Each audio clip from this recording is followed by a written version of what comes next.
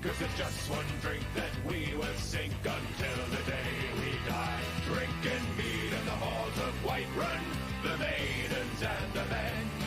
We swig our brew until we spew, then we fill our mugs again. You can keep your filthy skooma, it makes our bellies bleed. 'Cause when we raise our flag into another dead dragon, there is just one drink we need, Nordmead.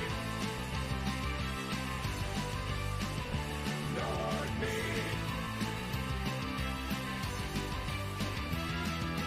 So another mead and another mead, and another mead till you fall down. So another mead and another mead, and another mead, warrior.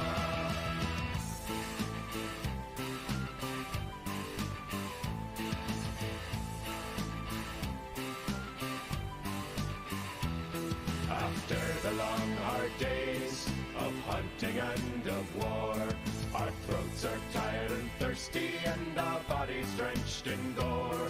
But we won't waste our evenings feeling tired and feeling spent. We perk right up when we breathe in that wholesome honey scent. That's iridyllic brandy, too fruity for these tongues. You can keep your fancy out to wine, it tastes like Harker dung. Balmora Blue tastes great to you, but here we like it plain. Just fill my mug with a mighty jug of honey, heart and grey. Drinking mead in the halls of Whiterun, the maidens and the men.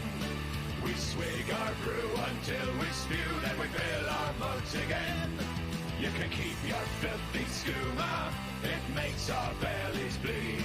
'Cause when we raise our flag into another dead dragon, there is just one drink we need, Nordmead. Nordmead. Nordmead. Another mead, another mead, till you fall down. Nordmead. Another mead, another mead, warrior.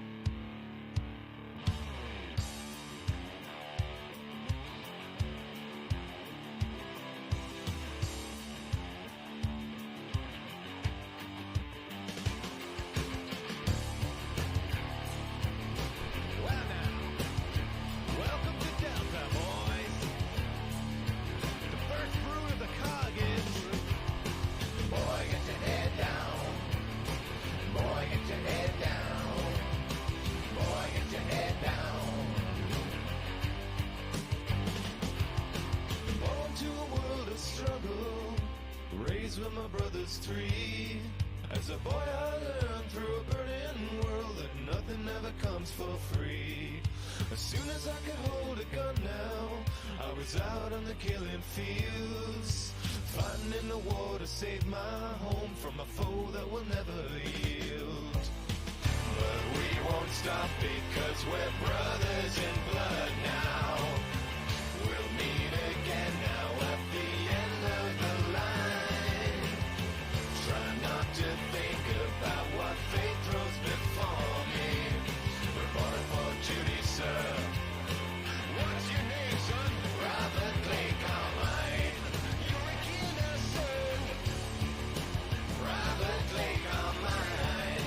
You're a killer now, son. Boy, get your head down. Boy, get your head down. Boy, get your head down. You're a killer now, son. On a cold and cruel morning, under a burning sky, my brother ran, took a bullet to the head, never even got to say goodbye. The very next year, as the battle raged, got a letter from my brother Ben, signed by a Sergeant Phoenix. I knew I'd never see him again, no. But we won't stop because we're brothers in blood now. We'll meet again now at the end of the line. Try not to think about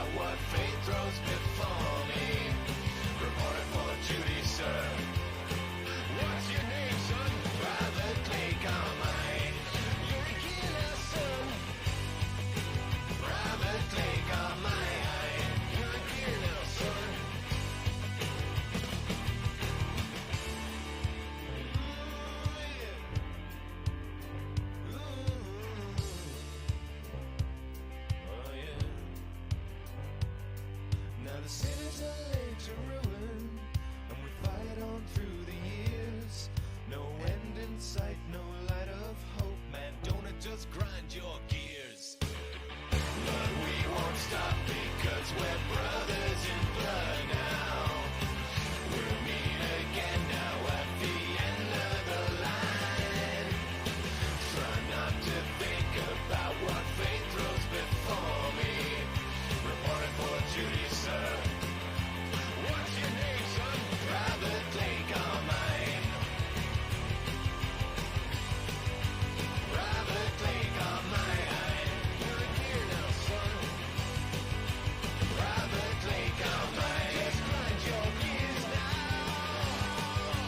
Private Clay Carmine. Just grind your gears now. You're in here now, son.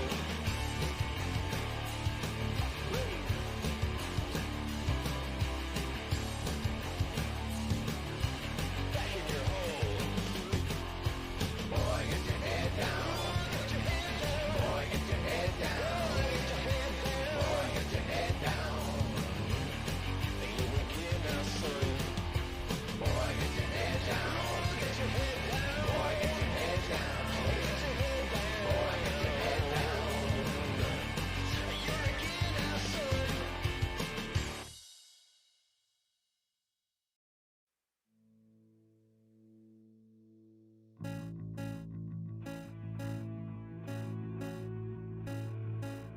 This is not the end, she says. She's drenched in blood.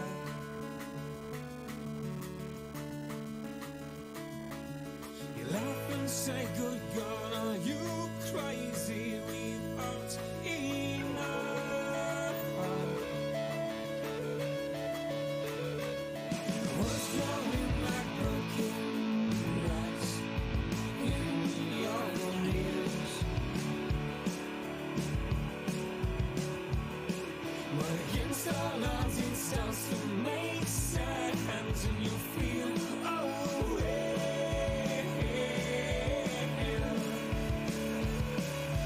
we were selfish and now together think of everything that we could be. We could be friends. Living out someone else's life when we didn't choose. Well, time has a funny way of Welcome, race fans from around the globe.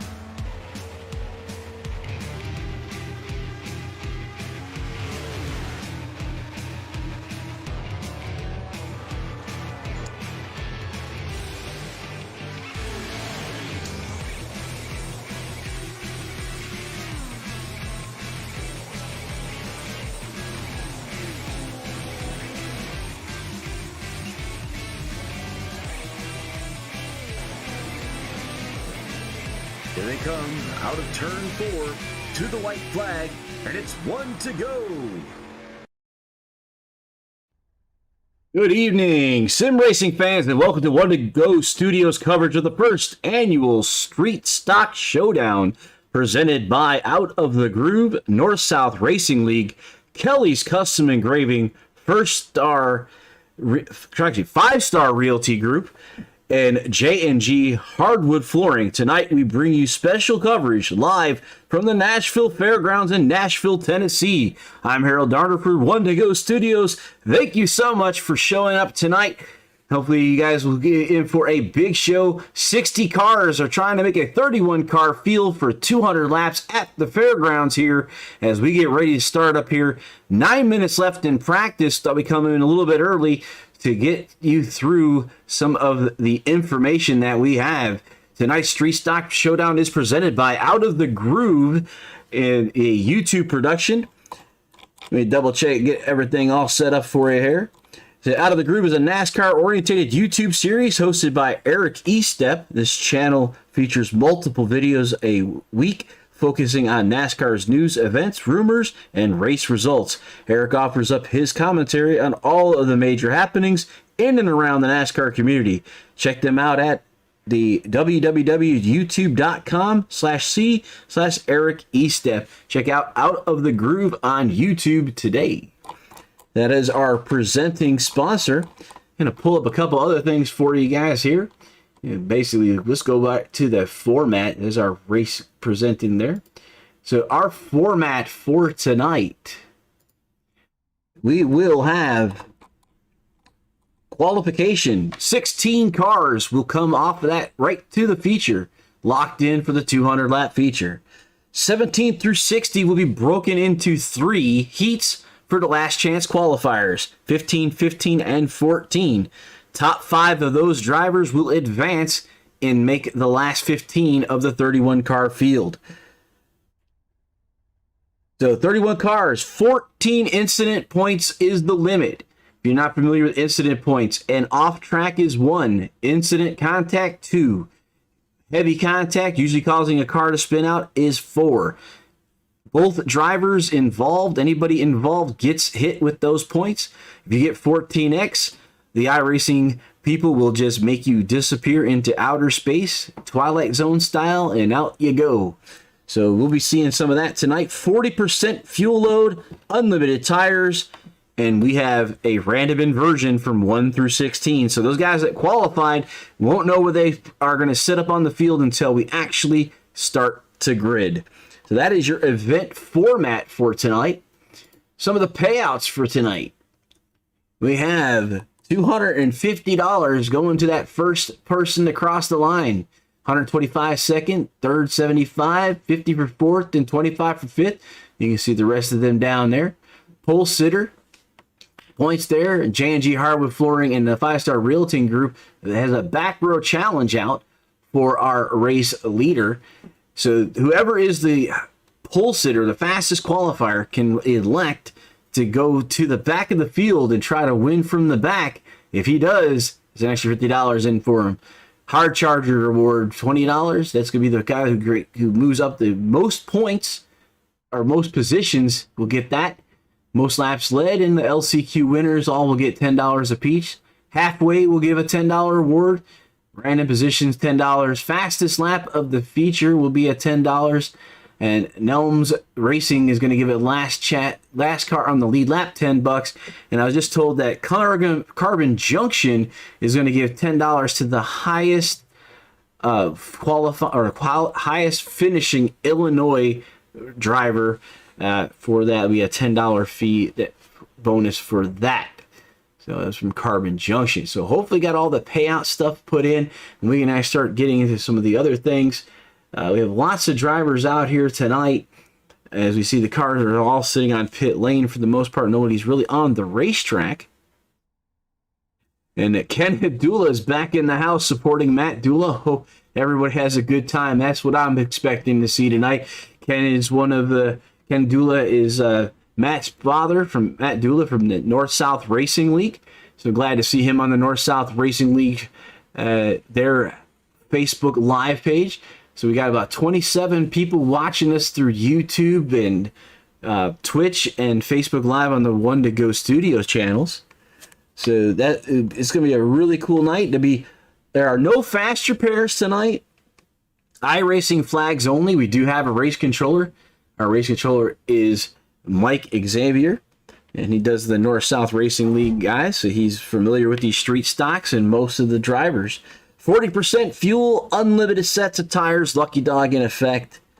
We're going to go into a two-lap qualifier for 5 minutes. As I said earlier, 16 cars advance to the feature on that time. Then we'll have 3 LCQ feet that we will talk about. 25 laps for each of those and a 20-minute time limit. Caution flags will not count, or caution laps will not count, and we will finish on green even if it is only a single lap. That's the idea. Top 5 of those guys will go on to the feature for tonight, 200 laps. The inversion up to 16, and I believe we have 1 green-white checkered, unless I'm told differently. So off the bat, first things first, we have our Out of the Groove Podcast Network presents the Pull Award and $25 bonus to the fastest qualifier. So we'll be able to see that first off. And as I talked about, the back row challenge being offered by 5-Star Realty Group and J&G Hardwood Flooring. So if the fastest qualifier elects to take an end of line penalty to start the race and wins the event, they have an extra $50 up for grabs. So that, I think I got through almost everything I need to get through. We have Andrew Moletta. Looks like he's checking in on the Facebook. Dole Cooper checking in on Facebook in the North-South Racing League saying, let's go Matt Dula. So lots of drivers, 60 drivers to make a 31-car field. I'm looking at seeing 53 have checked in as we see cars back out on the racetrack. So we can take a look at practice to see who has the best times. There's our best times currently on practice. As at number 31 of Thomas Axum is the fastest. This is Parker Retzlaff. Well, Adam O'Brien just put himself up to second, pushed down Parker down to third. And Dustin, I'm going to have to... Momborquette is the 26th, is in fourth. Anthony Dante, Steve Holman Jr. sixth. Jared Apel at 7 and 51. Gary Eschen, Dalton Collins, and Patrick Thomas. Top 10 for our practice session, and not even a 10th separating for 101 to 172 from first to 10th. So a lot of good drivers out here tonight. This should be one heck of an event, as is presented by Out of the Groove, our presenting sponsor. So right now the fastest was a 2101, and looks like our slowest is 20.854, which is 7/10 separation from first to 51st. So pretty close here throughout this event for tonight. 200 laps here. This would be pretty cool. Okay. Let's give you some information from the race controller. Check that here. Mike does a great job of keeping me informed of what's going on. Keeping an eye on things on the racetrack as well.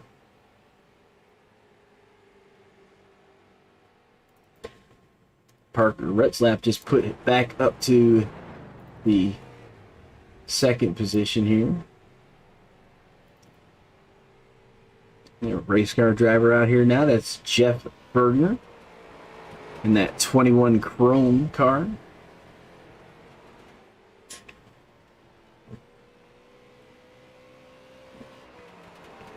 And that is the end of practice. We'll go right into qualifying. And after conclusion of qualifying, we'll start the last chance qualifiers.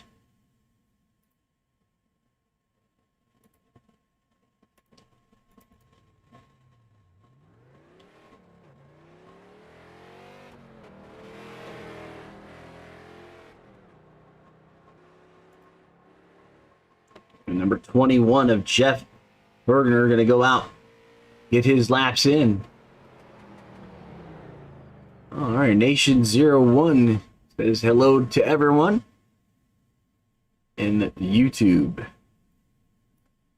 Jeff going to re-put himself back. We'll go to Timothy Smith in the 00 machine.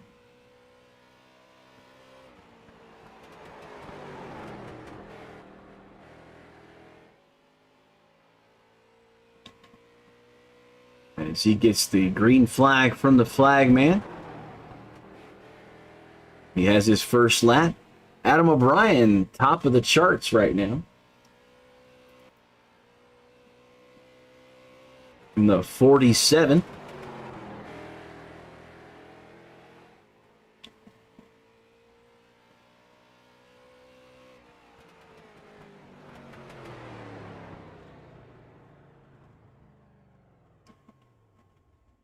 is currently showing in the top spot.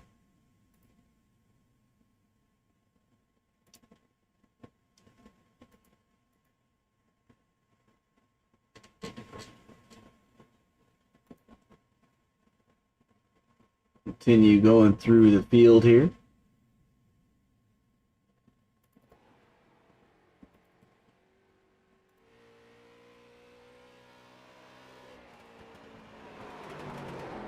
There's Jesse Womack in the 14.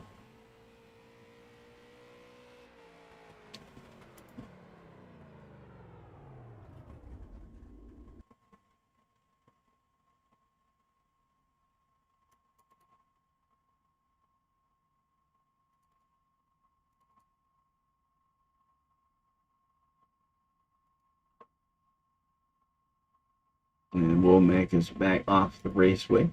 We look for some more drivers with Anthony Donta.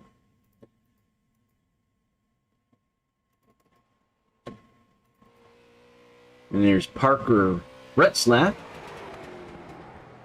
going in his second lap here. Currently in the second spot. Put Adam down to third, and Thomas Axum is atop right now. I'm going to pull him off there, see who else might be on the track. We have Paul Fly.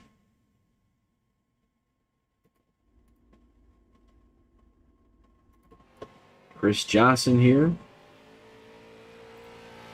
Yeah, 74 ride. So right now, Garrett Fox is in the 16th position. And it will be the last guy. He's on the bubble. He's a 20.274. Now it's Will Eastman with a 20.259 and a 13 who is on the bubble. Now it's Jared Apel, the 51.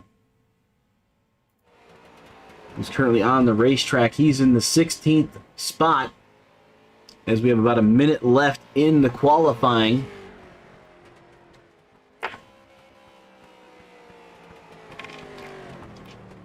And it looks like he's pushed back. Jesse Womack is in the 16th spot right now. The 14 car, 20.255, is 16th currently, with Gary Eschen and Dalton Collins. Look like they just put themselves in. JD Rich, the 15th spot. And not seeing anyone else putting any times in right now. So right now we have the 14 of Jesse Womack on the bubble. About 30 seconds left. It looks like Thomas Axum right now is your leader, 2106. So from top to bottom, we've got a tenth and a half separation from 1 through 16. And those are the guys that will be set up for tonight's feature on time. So looking pretty good for those guys. As we're finishing up, that is it. So Thomas Axum in the 31 ride will be the pole sitter for tonight. And he will be given that opportunity to take the field from the EOL to get that extra money. And we're going to pull up the grid real quick for the first last chance qualifier.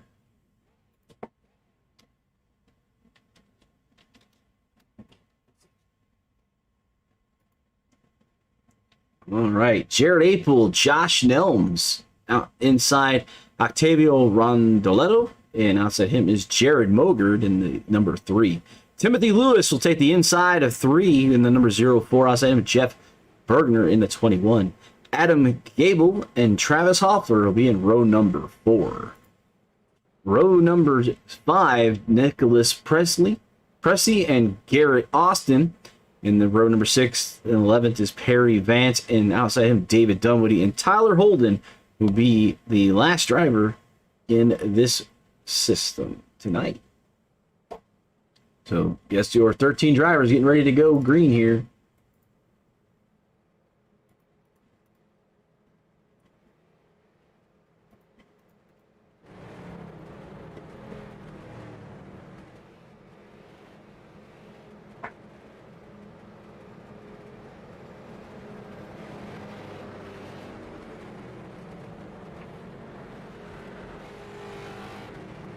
of top 5 will go on to the race for tonight.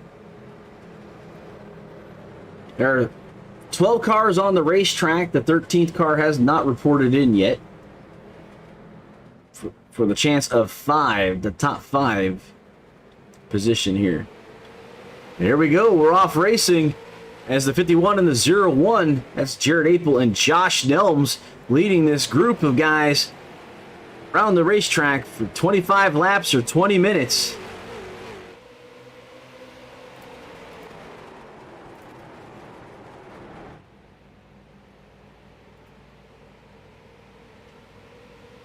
Leading that first lap, Jared Apel, followed by Josh Nelms and Octavio in the 48, Jared Mogart and Timothy Lewis. Timothy Lewis in the 04 is on the bubble as he's at 51. 51 looking for that extra money, and he's looking for, and there's our Kelly's Custom Engraving on-board camera. Extra $10 for being winner of an LCQ. So Jared's looking for that as he's the fastest car on the track right at the moment. Number 51 continue to pace the field. 404 of Timothy Lewis in that 5th spot. And we got Adam Gable right behind him and Travis Hoffler. Guys coming out onto the backstretch. 51 continues to lead this row here. So in 5th, that 04 ride, and Jared Apel just put another fast time in.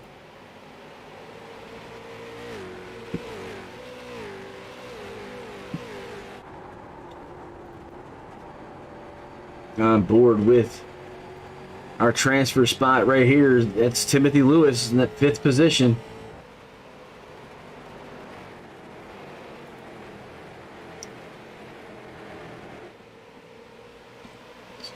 Lewis, the 04, the 91 of Jeff, or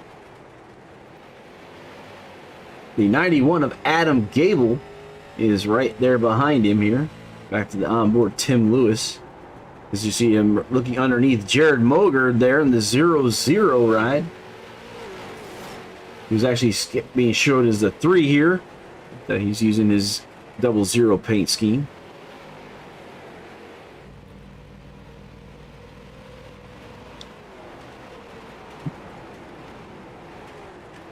48, 04, number 3 of Jared Mogard. So Timothy Lewis still showing in the 5th spot as he's looking out underneath the 01 of Josh Nelms, who's moved back to the 4th position. It looks like some contact there between the 4 and the 01. Still green in the 91, 21. Ooh, a lot of heavy damage there, and the caution will come out.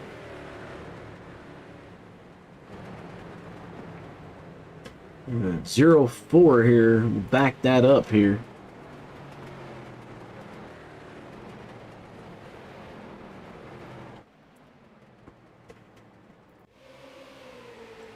The 04 and the 01 making contact there. He saves it, but then there's a stack up of him in the 91, the 21, the 1.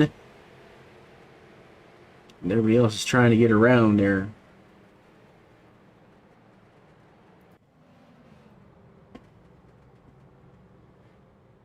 .04 was given the end of line, so 12 drivers on the lap here, out here. And it says caution laps do not count. It goes back 1. It'll go back to the last time they crossed the green, the stripe there. Let's back it up. There's Tiny Horses. Oh no, Jeff there, and he's watching Tiny Horse Racing. And Vamanos Rondoletto is Goyo says in the YouTube channel, and he's Octavio Rondoletto is up to the 2nd spot.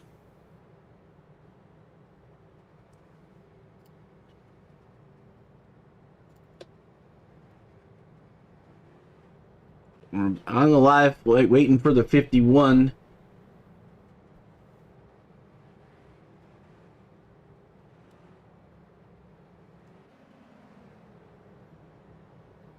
Basically get him the pace car to get the lights off again.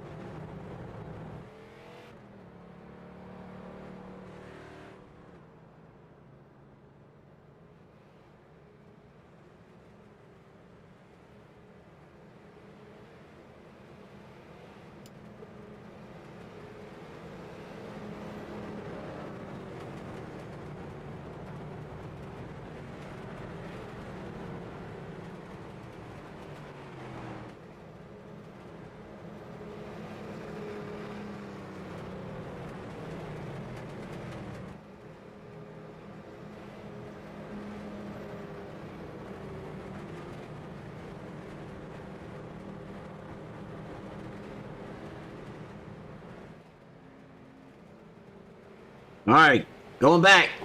9, working lap number 9 of the 25. And Adam Gable now in the 91 has moved up to the transfer position. Move back to him. The number 91, he's in some damage there. The number 1 slides underneath him. That's Travis Hoffler. He was also involved a little bit, but not any damage on that car. Looks like there's smoke in the background there. Not sure if that's going to cause a caution. Looks like we're still green. The number 1 of Travis Hoffler moving up to the transfer spot as he slides in front of that 91. And David Dunwoody in that 27 car inside the number 91, the 27D, looking at the back of the number 1 car, looking for that transfer spot as he moves up to 6th. Josh Nelms on the outside there, sliding backwards. And Josh Nelms is in the 4th spot as the number 1 and the 01 are side by side. And those are 4th and 5th with Gable and Dunwoody right behind them looking to get it into the top 5 to make it into the feature. Jared Apel still leading this thing with Octavio right behind him and Jared Mogard. Is that 27D ride right there in the 7th spot. These are there, right behind the number 91, Gable on the outside, and the 91 is 13 to 25, halfway through the first last chance qualifier for our drivers here. You see the 27 and the 1 working hard on each other there, and that's for 6th spot. As the 91 and slides into 27 there, and they're now one behind the other. Here's some contact with the wall over here. So Travis Hoffler and the 1 currently in the 5th spot is our last transfer position. You see the 27 right behind Adam Gable in the 91 looking for a way around. Is now that's given another person, it's Nicholas Pressey in the 49 an opportunity to catch up in here. So Apel, Rondeletto, Mogard, Nelms, and Hoffler currently looking to transfer out of LCQ1.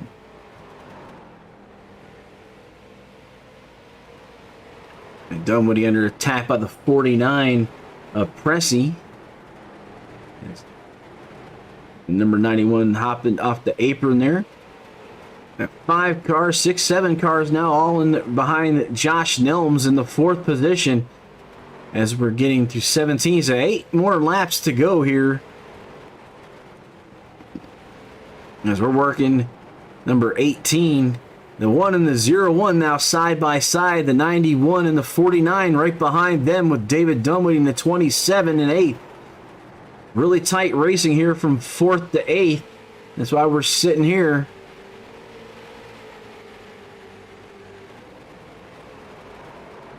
Nelms and Hoffler, they're in the transfer positions.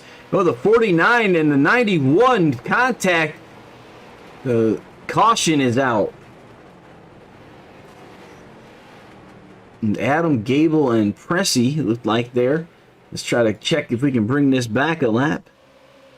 We'll watch the 91 on the inside, the 49 on the outside. Ooh, contact there between the two.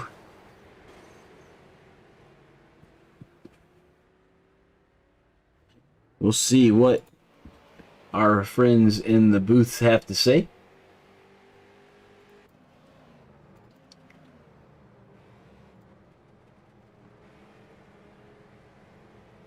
All right, already getting busy early on in the first of our 3 last chance qualifiers.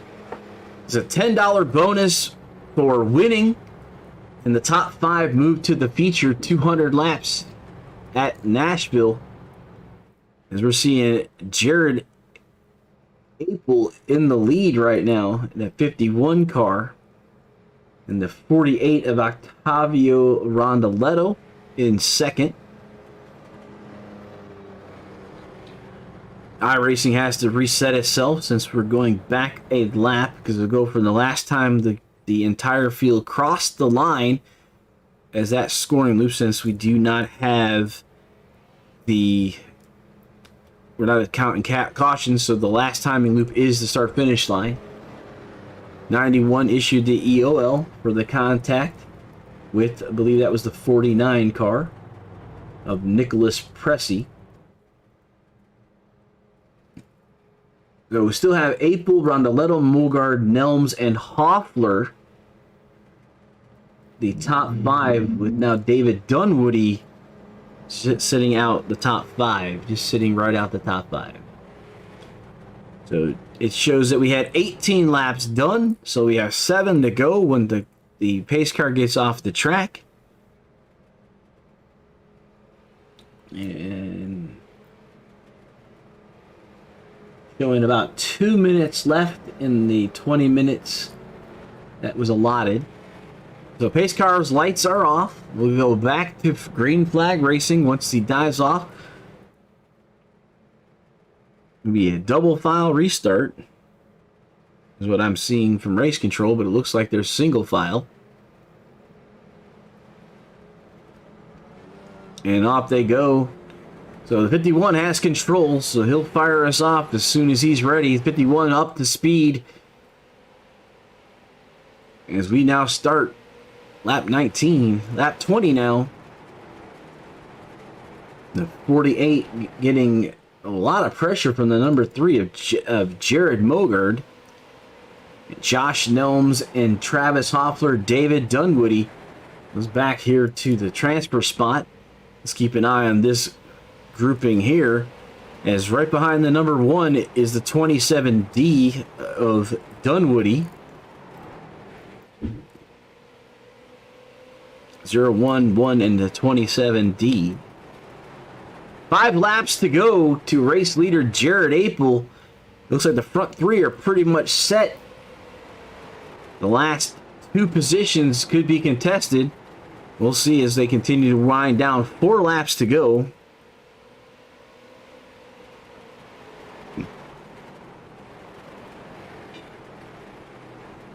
So 0-1-1 in the 27. Behind 27 is Jeff Bergner in the 21, and Perry Vance in the 84. 3 laps to go to race leader Jared Apel in the last chance qualifier. 5 will go to the feature. $10 going to the race winner. 2 laps to go, sticks out. Jared Apel looking for that white flag next time by. Don't see anyone putting any pressure on anyone as the white flag is in the air. 1 to go from 1 to Go Studios, given to Jared Apel as he gets the white flag. He's trying to bring this home. Jared Apel in that 51, Octavio Rondoletto right behind him in the second spot. Coming around the last corner to the checkered flag. The 51 of Jared Apel will be the winner of the last chance qualifier number 1 here tonight. Here's your results for the last chance qualifier. Apel, Rondoletto, Mogard, Nelms, and Hoffler advancing. Dunwoody, Bergner, Vance, Gable, Austin, Pressey, Lewis, and Holden all being not outside of the top 5, so they will have to try their luck next season, or the next one we get here. That was your first of the qualifiers. This is our last chance qualifier number 2 now. Let's get to work here. All right, Will Eastman will be on the inside. Outside of him is Paul Fly. Dan Janjanin will be in the third position, and outside him is the Timothy Smith. Christopher Collin and Shane Gentry will be in row 3. Row 4, Chad Smith and Matt Cook.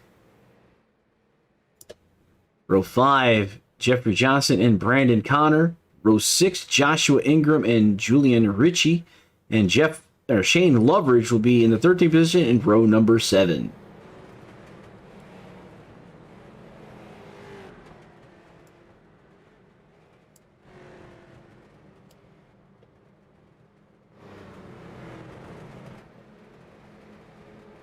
Under pacing, 15 laps will be here for tonight. Jared Apel was the first to make the money for tonight. And let's try to check on who was providing that.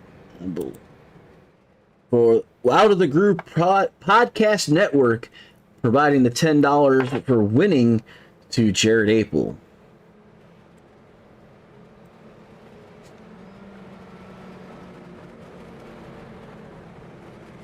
All right, Robbie says the fastest qualifier chooses not to try the back row challenge. As we're off to green flag racing here, with Will Eastman leading the way with Paul Fly on the outside and Jan and Timothy Smith. Christopher Collins in the 79 car. Whoa, with some big contact involved with everybody but the front two.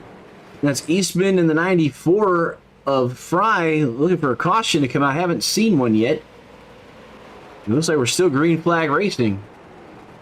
A lot of contact.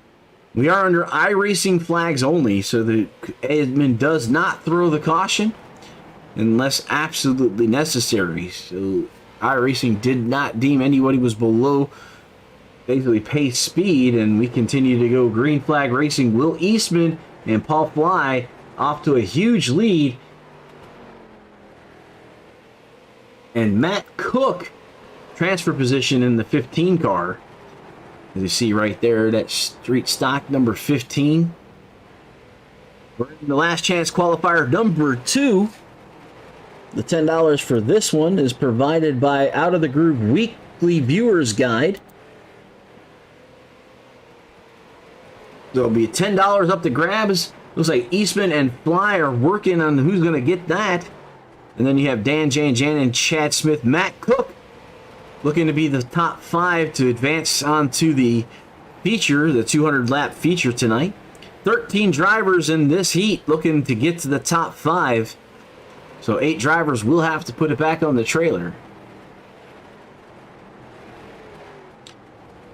So 5 laps down of the 25. So 20 to go. Let me continue to move through here.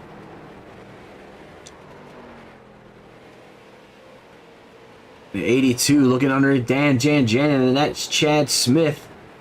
As we see Matt Cook now off to about a second lead over Christopher Collin in the 79. So the top 5 look pretty solid right now as 7 laps are completed with 18 to go.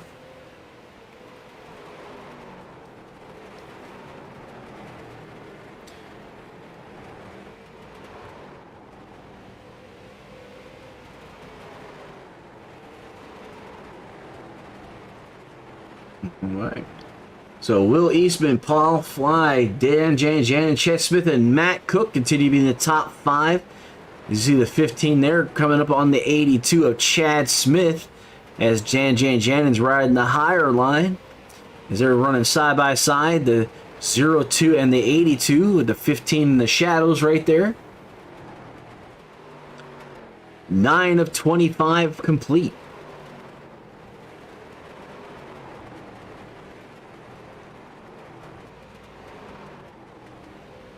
If you're watching here on Facebook, YouTube, or Twitch on the One to Go Studios channels, we'd like to see you're watching. Give us a chat. Give us a shout out. Tell me who you're watching. Push that driver up to the front for you if we can. I'd like to know where people are all watching us from. It's a special event for the One to Go Studios with the Street Stock Showdown, their first annual, presented by Out of the Groove.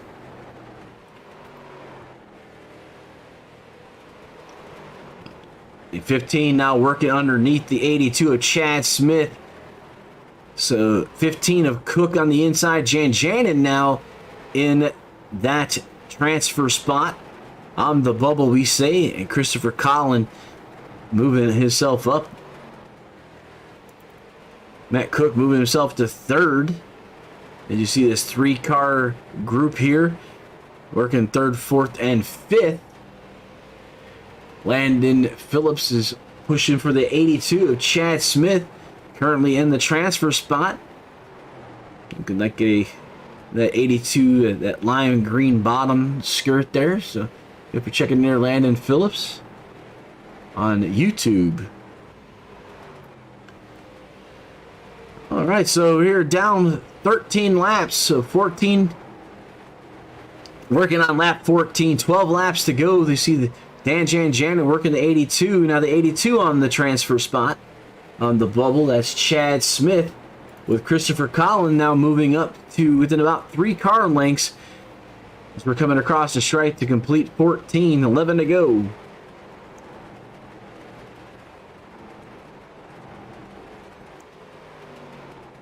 The 4 cars here from the 15 back to the 79. Pretty close. The leaders off there by themselves in 1-2. Matt Cook trying to stretch out from third over Dan Janin and Smith. As Collin now working within 2 car lengths of the 82 car.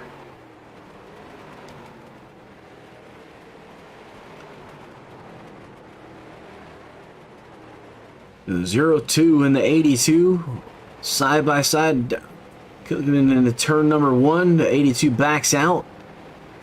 So 15 to 0-2 in the 82. Oh no, the 82 had a little bit of a connection issue there. There's a 79 of Christopher Collin right behind him. 17 laps down of 25. So 7 laps to go in the last chance qualifier number 2.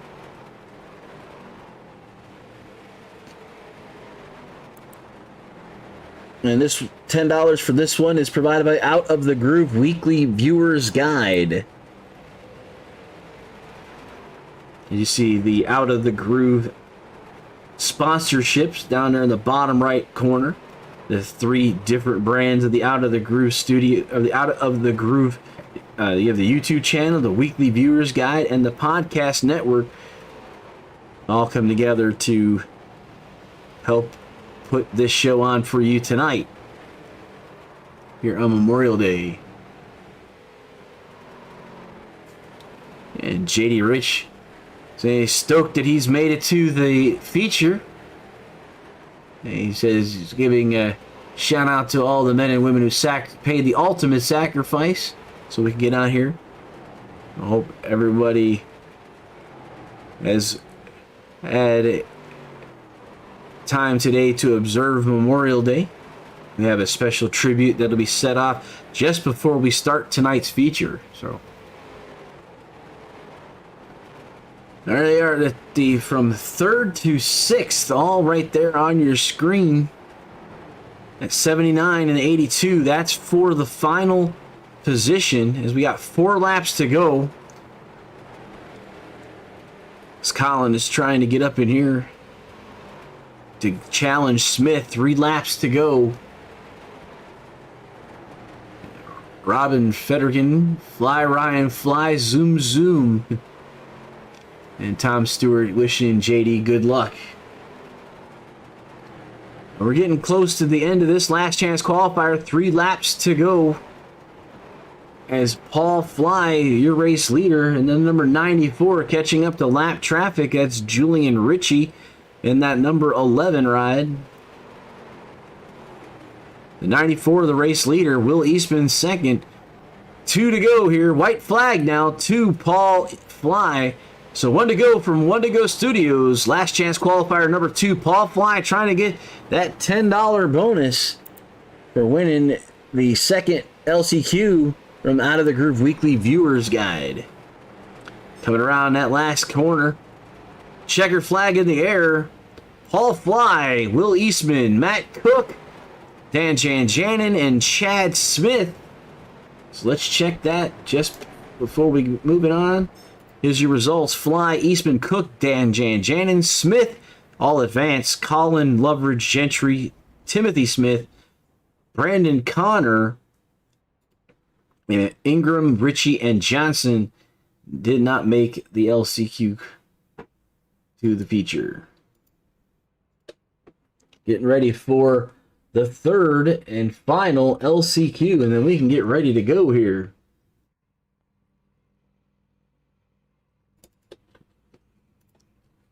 Here is your last chance qualifier out of the group. Going to be putting the $10 up for this one.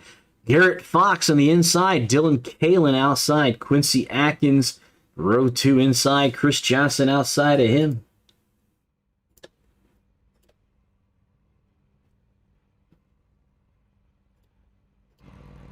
Christopher Derrick inside of 3, outside 3. William Alcala.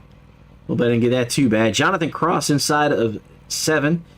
And outside of row 4 is Curtis Hayden. Justin Erdman and Ronald Cole in row 5. Row 6, Sam Conklin and Frank Griffith in the 12th position in row number 6. That is your 12 drivers going to be looking for the top 5. Right here looking at Garrett Fox. And outside of him, that's Dylan Kalen.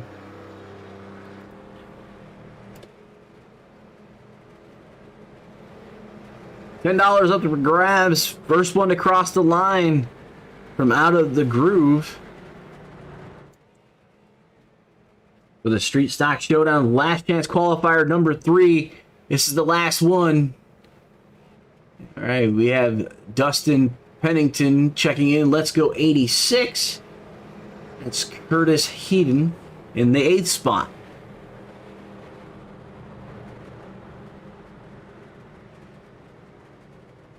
Lights are off on the pace car. Getting ready to go 25 laps or 20 minutes.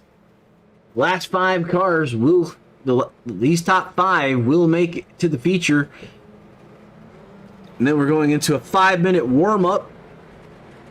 And then we'll get our actual feature lined up and our tribute for Memorial Day. Glad that you all have shown up on your Memorial Day to check this out for today's racing. Garrett Fox, your race leader. Outside him, the 35, and Dylan Kalen. 85-35 as they're racing around here. Side by side, the front 2. The number 5 car of William Alcala on the bubble. As we got off to a good start here. The first 2 still side by side. The 15 by himself in 3rd. 4th and 5th of Alcala and Johnson battling there. Looks like they're spreading out now. Still the top 2 fighting for that spot. Looking for that $10.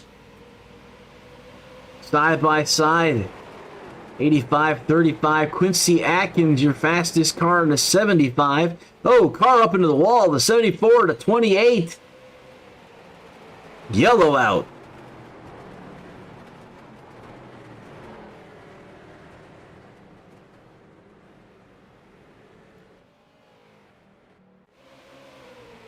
The 10, the 74, the 7. Was it a 7? Nudge the 74 and 10 across the nose. Wow. What a hit there the 74 Chris Johnson took. Going to reset back to the 3rd lap. Let race control let us know what they saw.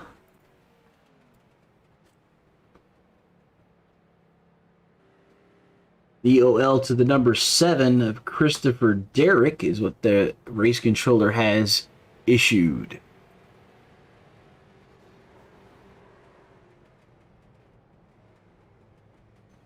That is not good.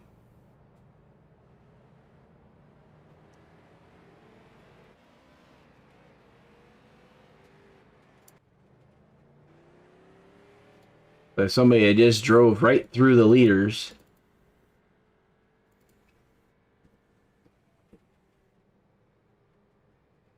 That was the 54. He has been expelled from the event.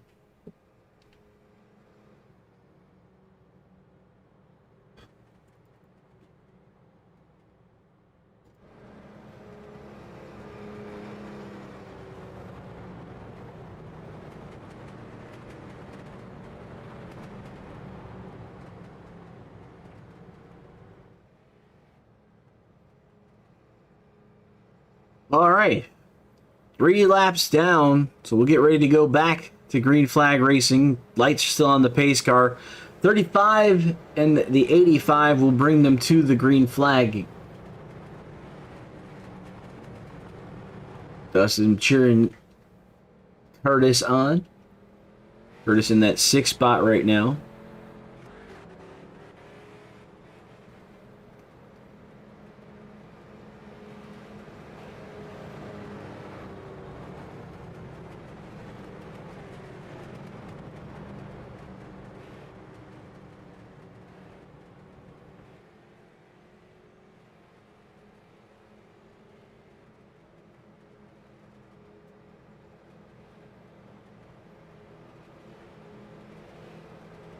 Conklin and Cole were involved in that contact with the driver that was sent off. All right, back to green flag racing now. They cross the stripe with the 7 self spins in the back. See if we can get it going again. 35 to 85 continue back to the front here. So 1 and 2 side by side as they started off this event with. As the 75 of Quincy Atkins, who had the fastest lap, right behind them, the number 5 of William Alcala, yellow out on the raceway, and Curtis Heaton in the 86 now in the 5th spot. Let's see if I could find what happened there.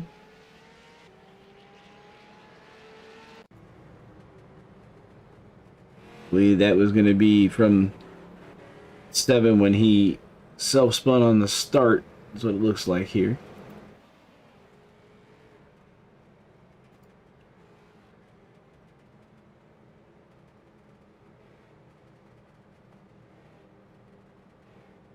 So EOL back to the 7 again. And we'll go back to front here as you see him sitting on pit lane.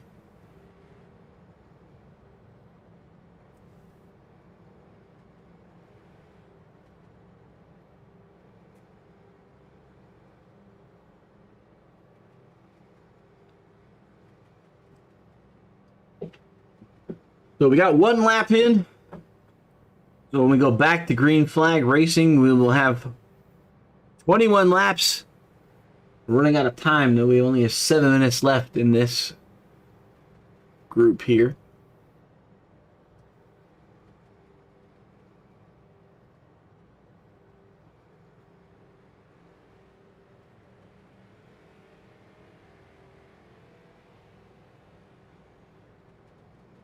So Dylan Kalen, your leader, Garrett Fox, Quincy Atkins, William Alcala, and Curtis Heaton. Okay. Now, I was told earlier, if I did not put this out, the back row challenge was not accepted by our fastest qualifier. So that will be for that $50 will not be given tonight.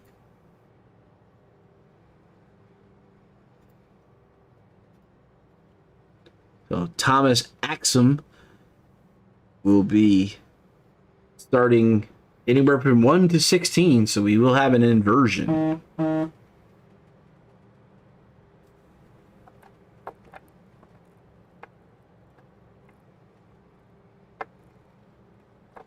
Dylan Kalen and Garrett Fox will be bringing us back to the green flag.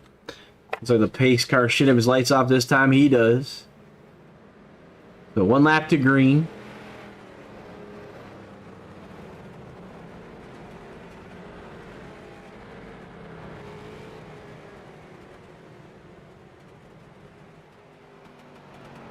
So Dylan Kalen in the 35, your race leader. So once the pace car gets off, it's on him to when they go.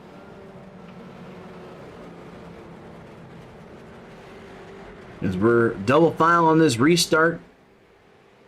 Waiting for the 35 to bring us to the green flag. And we're back to green flag racing. 35 to 85 to 75 of Quincy Atkins, William Alcala, and Curtis Heaton. 86 on the bubble here in his red, white, and blue starred ride. As he's got company, 4 cars behind him, to 10 into the inside retaining wall. Caution out.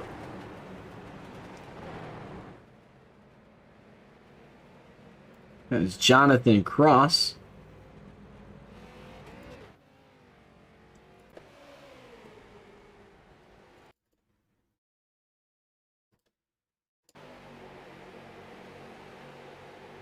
Coming off at turn number 4, gets a little busy there. And there's some contact between the 28 and the 10.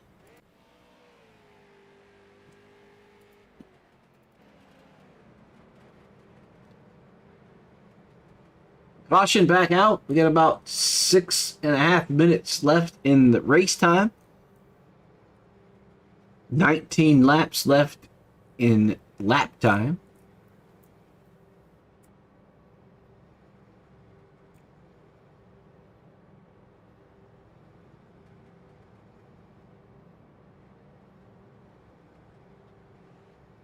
The EOL issued to the number 28 of Justin Erdman. Contact between him and the number 10 car by race control. They'll give him an end of line.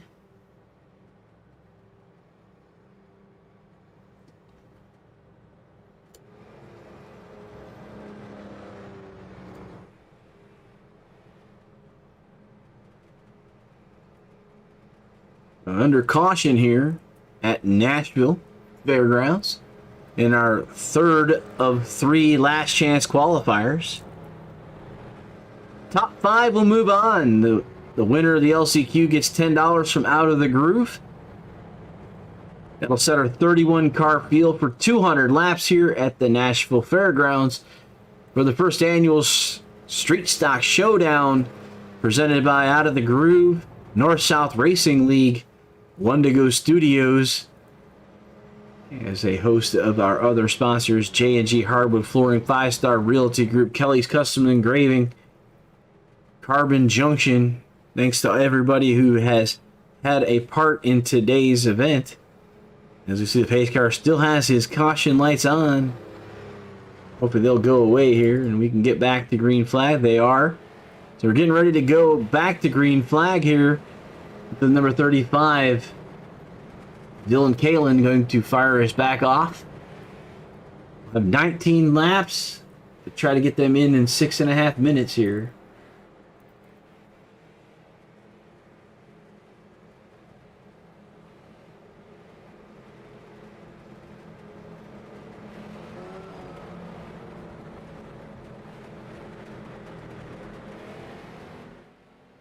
All right, 35, the 85, Quincy Atkins in the 75, William Alcala in the 5, and then number 86 of Curtis Heaton is your top 5 as we start lap number 7 of 25 for the third last chance qualifier.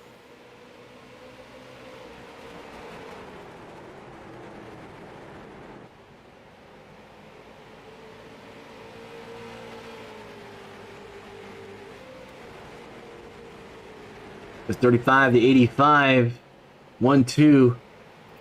Here with the 86 of Heaton. He's the last guy. He's on the bubble. See you coming out of turn number 4. Completed 8 laps, 17 to go.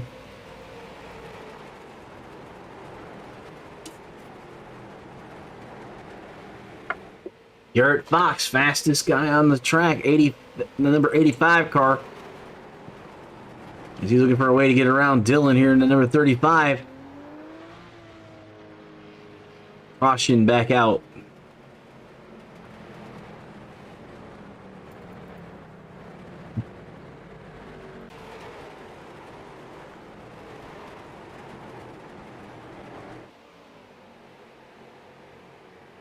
Number 99 gets loose.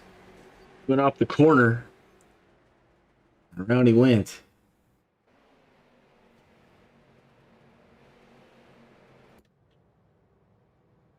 So 2 drivers already to the trailer. So leaving 10 drivers fighting for 5 position.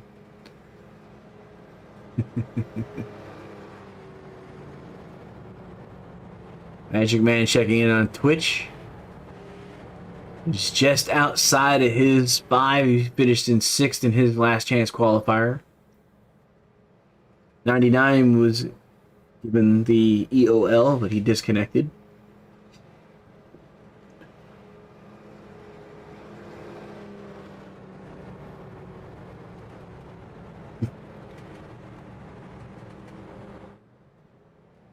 Yeah, they're kind of a little bit of survival needed here as we're seeing the people checking in on Twitch.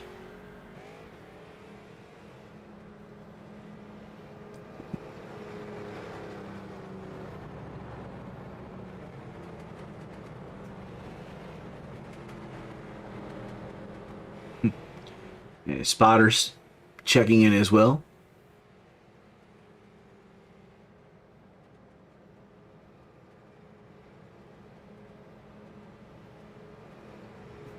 Mustang Man Beast, that's Adam O'Brien checking in on Twitch as he's getting ready to get to his race here shortly.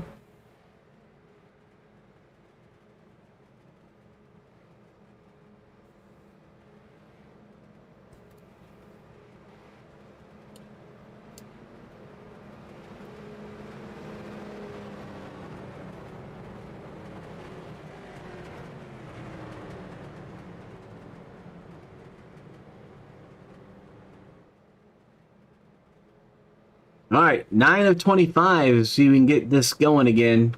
Caution out, or the lights are off on the pace car. And the 54 was, yeah, I remember that. Our race control just kind of let me know what happened with the 54. 9 laps down. About 16 here to go. Derek Fox continued to lead this, or Derek Fox moving up on the 85 over Dylan Kalin to take over the race lead.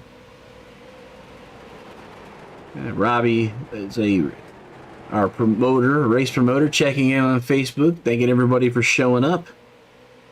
It's been one heck of an event put on by Robbie and the guys. Our race controller is Mike Xavier. He's doing a heck of a job tonight. 11 laps down. Keep going in this LCQ. That 5th spot is Curtis Heaton. That number 86 red, white, and blue ride fitting for today. 85 in the lead. 35 now. Quincy Atkins taking the high line. That's 75. He was fastest so far. Trying to find a way to get around to get to the front is Quincy Atkins. Number 5 of William Alcala trying to get around as well.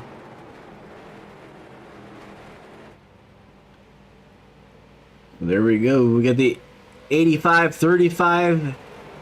Still 1 and 2 with Quincy Atkins, William Alcala, and Curtis Heaton. Jonathan Cross in the number 10 car is in the 6th spot.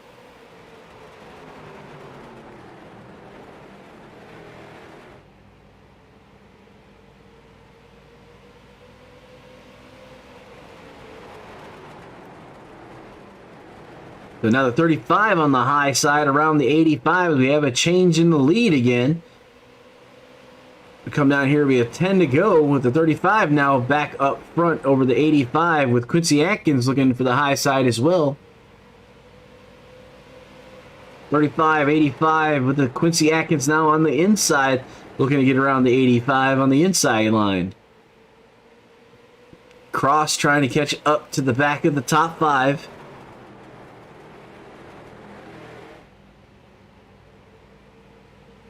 Around now, 9 laps to go. Working lap 17.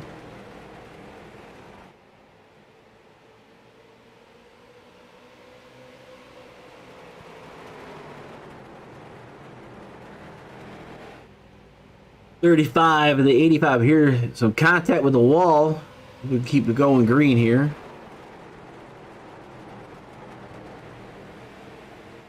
And that was Chris Johnson, as it looks like, and he's lapped down. That's the number 74. 35 to 85, continuing 35, continuing to lead over the 85. Quincy Atkins, the 75. Lee McCauley and Curtis Heaton.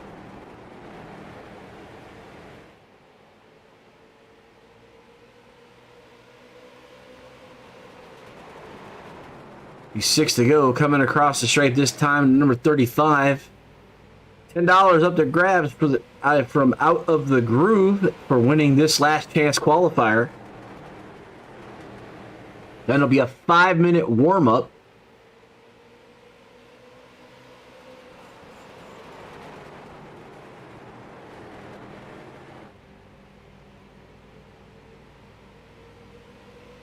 $20 laps down. To be 5 to go here. 35-85. Curtis Heaton is continuing now. He's getting pressure now with just Jonathan Cross in the number 10 ride. The Cross and Heaton, as we're going side by side to the stripe, 4 laps to go. The 10 on the inside of the 86.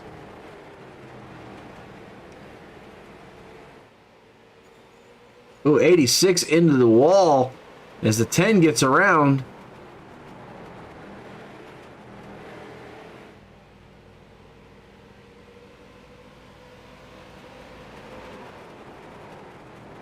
Three laps to go. The 10 in the transfer position. 86 of Curtis Heaton is just outside the top 5. Definitely, Magic Man showing there's a bubble race. It definitely is.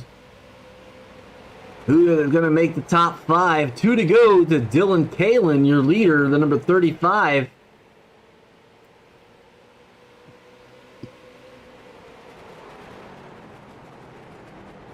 White flag in the flagman's hand. The number 35 receives the white flag. 1 to go. 1 to go Studios. Final lap to the 35. 5 cars will make it on to tonight's feature. Cross is the last car on the top 5. As we see Dylan Kalin going to pull it through turn 4 to the checkered flag. And he'll get that $10 bonus. And we'll go back to Cross. So here is your results for last chance qualifier number 3. Kalin, Fox, Atkins, Alcala, and Cross will make it to the feature. Heaton, Derek, Conklin, Erdman, Johnson, Cole, and Griffith will be sent to the trailers tonight. All right, so that is all of our races.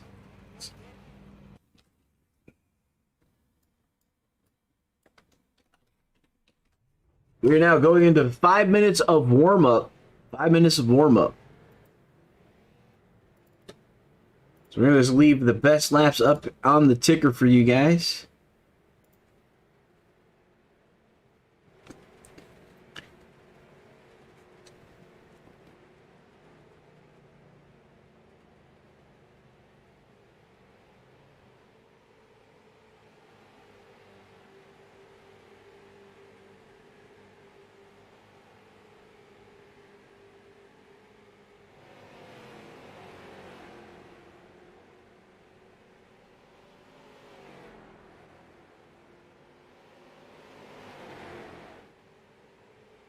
All right, some other of our formats to go over.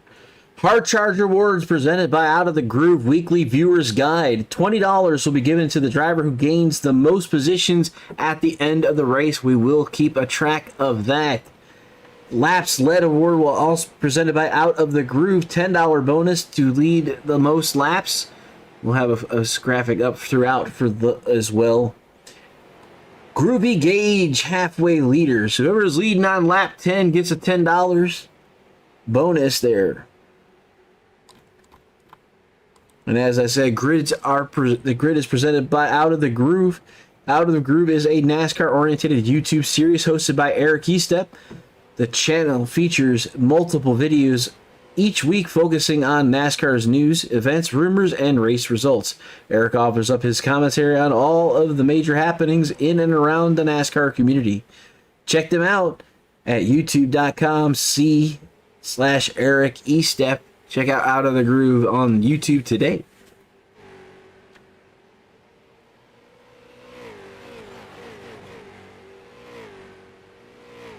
Okay, it's the Groovy is the, if I said it wrong, the Groovy is leader of lap number 100, not lap number 10, as I'm being corrected by Race Control. So, lap 100 for halfway of the 200 laps.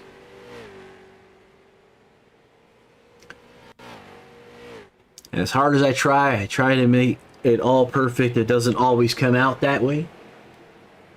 So now we have 15 cars have moved in from the LCQ. 16 cars have made it in on time. Those 16 drivers do not know where they're going to set up until they take to the grid, since we have a up to 16 position flip on the inversion.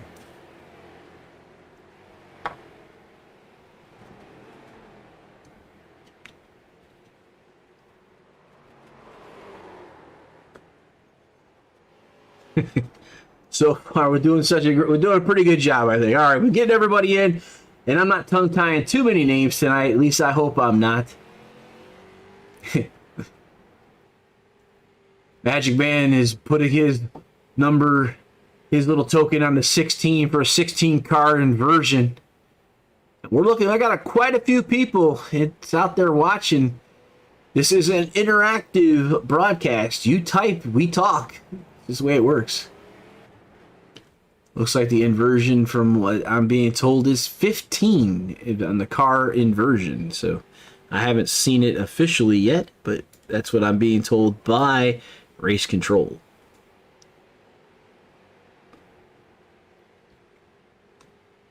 Well, we will go through the grid after our tribute, which will be starting here momentarily. And I am a U.S. Army veteran, retired soldier, and we make sure we observe Memorial Day the right way. Memorial Day is for us to observe the sacrifice, the ultimate sacrifice paid by those who have not come home. And that includes our POWs and MIAs and those that were KIA.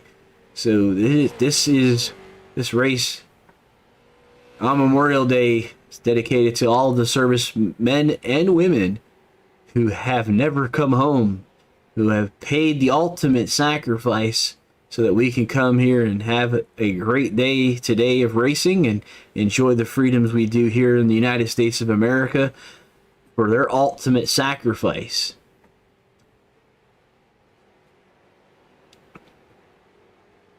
As we're getting ready to get the grid set up for tonight's event.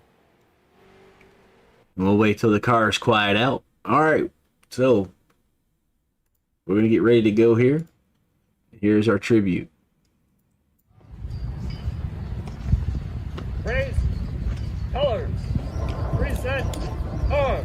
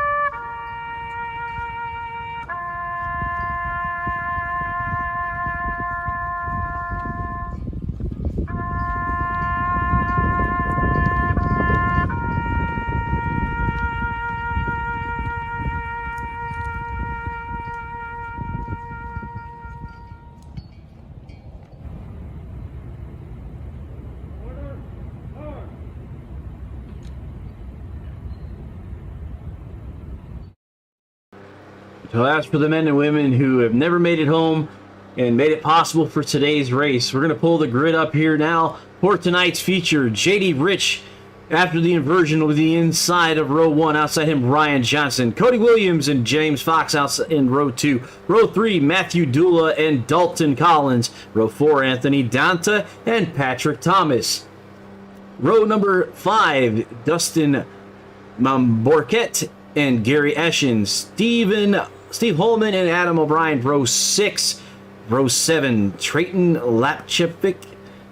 Parker Redscliffe in 14th on row 7. Row 8, Thomas Axum, who is our pole sitter, and Jesse Womack in the 16th spot in row number 8. Row 9, Jared Apel and Paul Fly. Dylan Kalin and Octavio Rondolato in row 10. Row 11, William Eastman and Garrett Fox. Row 12, Jared Mogart and Matt Cook. Row 13, Quincy Atkins, Josh Nelms. Row 14, Dan Janet and William Alcala. Travis Hoffler in row 15, and outside him is Chad Smith. Jonathan Cross, the last car to make it in for the Nashville Fairgrounds Speedway Street Stock Showdown out of the group. We are ready to go. Green flag racing. The pace car has the field. As we had our tribute to all of our fallen comrades in arms. It was like JD Rich in the 61 was given an EOL. I believe he did not meet the driver's meeting, which is one of our rules. So he is issued to the back. So Tiny Horse Johnson in the 38. And the 12 of Cody Williams will bring us to the flag. The lights are out on the pace car. We are getting set for 200 laps here at Nashville Fairgrounds. This is going to be a good one. As you see the Tiny Horse and Taz Motorsports in the 38 ride. Line on the outside at 12 of Cody Williams on the inside. They're up. They're ready to go. Green flag in the air. Johnson takes off on the 38 on the high side. To start us off on lap number 1, the 38 leading us away. Big pile up in the backstretch. As we're coming, that'll be the end of lap 1 with Tiny Horse leading the way, but a big pile up in the back.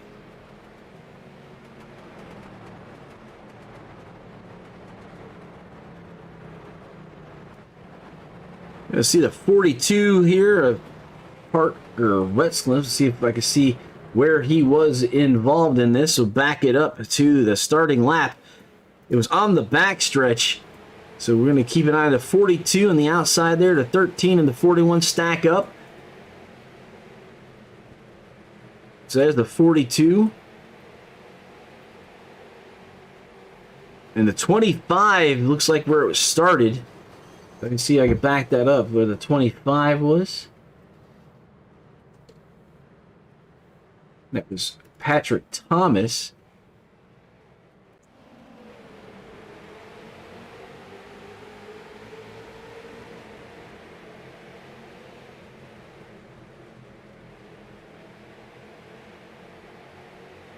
The 25 contact with the 95 and gets himself spun around, and a few cars involved in there. And number 1 hard on the inside wall.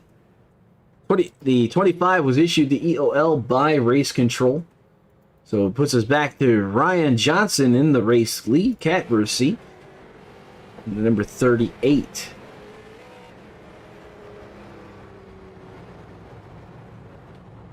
Some people have gone down to pit lane already. 4X's, a lot of drivers received on that set. Number 14X, and the car will be Vapors. So we're looking at lead laps led will be a $10 bonus as well.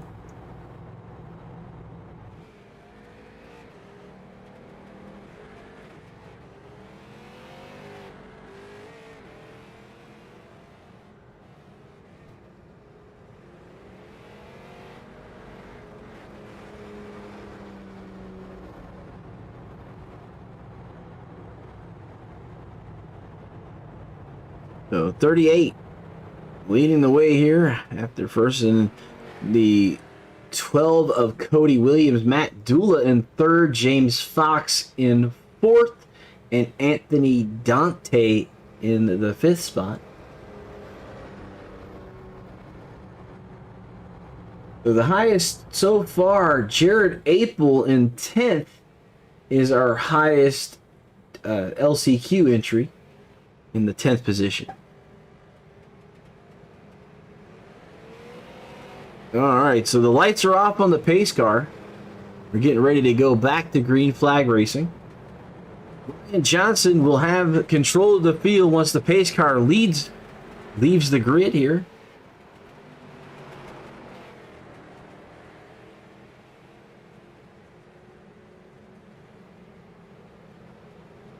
.38, and that 12 on his outside of Cody Williams. But Travis Hoffler's down a lap already. 38 fires it off, takes the green flag. As we're working lap number 6, and a 38 off by himself with Matt Dula in the 17 moving up. Paul Fly in the 94, fastest car on the track. That fastest lap also is a $10 bonus. Bonus money every which way here. See, somebody looks like they had some connection issue there. We're watching a 38 and a 17 work the front there. Matt Dula underneath Tiny Horse Johnson. He wants to lead. The number 9 of Anthony Dante with them. Side by side, entering turn number 1. Matt Dula right there in the back of the 38. Jesse Womack, the 14th fastest car now. A little bit of wall contact with the number 9 of Anthony Dante. As we see the 17 underneath him following that 38 ride. 9 laps down of the 200. Nation 01 looking for that number 12 of Cody Williams. Push him up to the front. Fastest is the number 48, Octavio Rondaletto.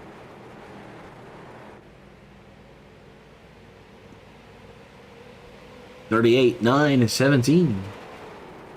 Number 5 was given a restart violation. That's William Alcala, sent to the back. Gary Eschen, number 23, fastest car now.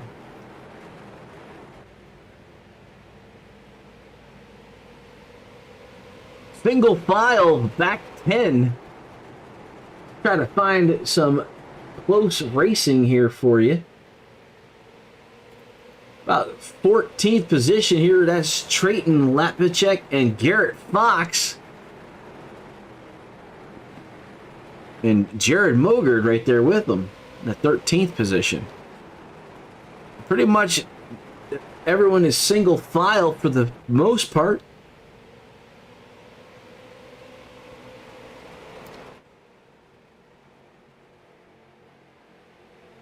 Get a big view here. See the single file. Oh, in the back, they look like they're double file. As we can about half the track between everyone here.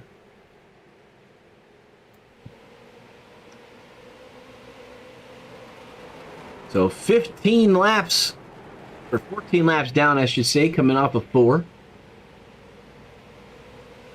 Magic Man telling me, Lapsovich. All right. Thank you very much for helping.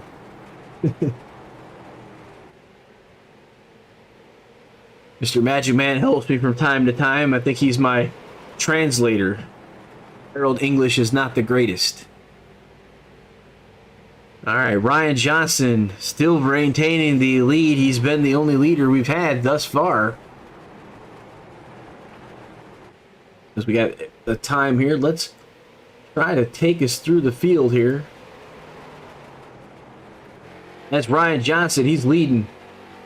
Anthony Dante, he's in the 2nd spot.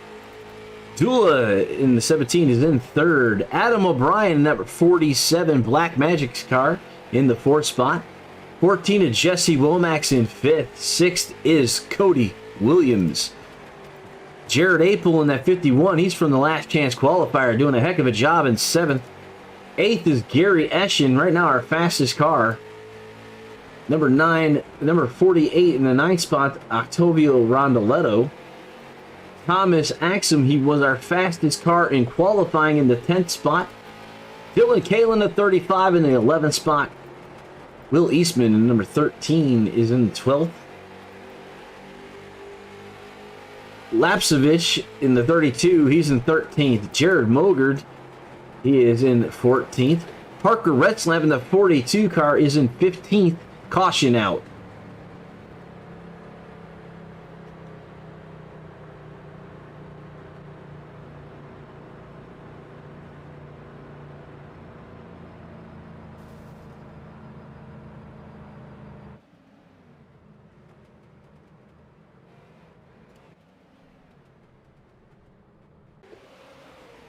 Almost got them all in. It's about halfway to 15 cars. Just short of halfway.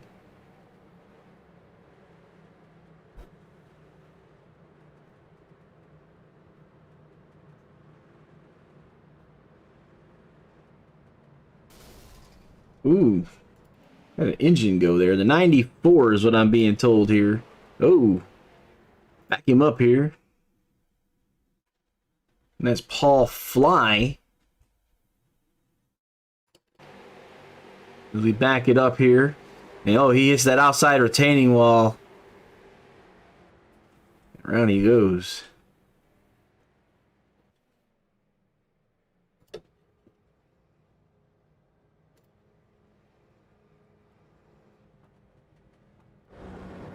All right, back to live action with Tiny Horse Johnson leading the way.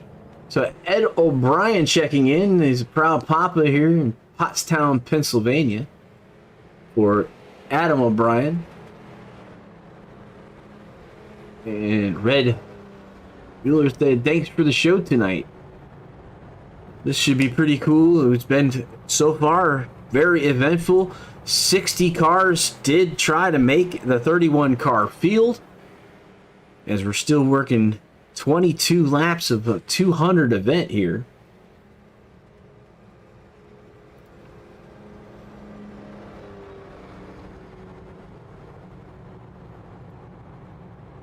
Ed O'Brien checking in his driver there, the Adam O'Brien. I got the opportunity to go check out Adam and his brother Pat at Shellhammer's Go-Kart 8th Mile Dirt Track. If you guys have not seen a go-kart track race, you need to check it out. They guys put on a heck of a show. Actually, a lot better in price for my wallet than a NASCAR race. And a lot of fun as well.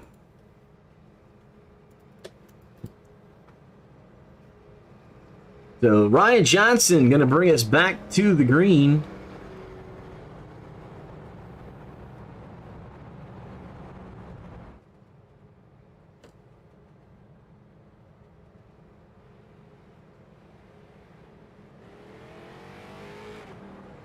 All right, caution. The lights are off on the pace car.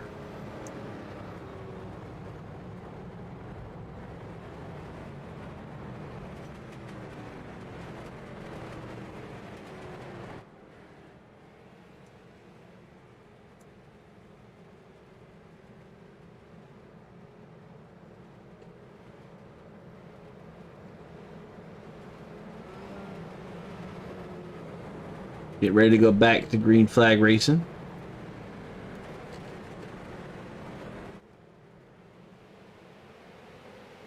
"24 laps down, 176 to go."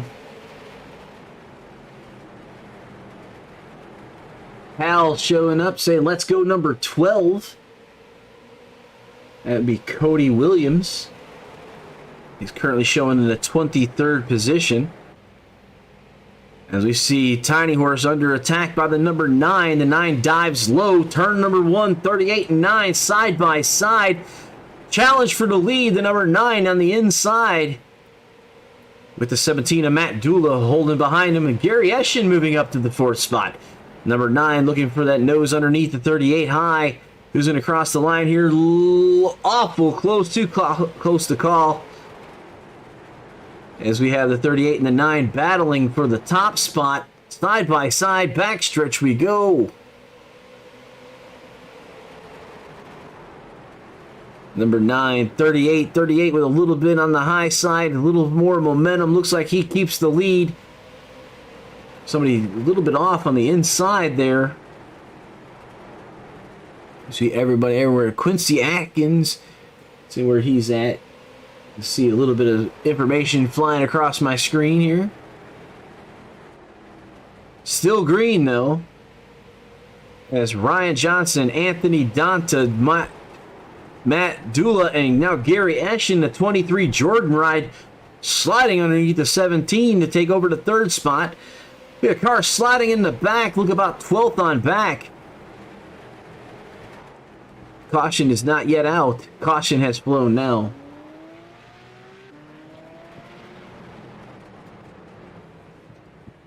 Josh Nelms may have been in that one.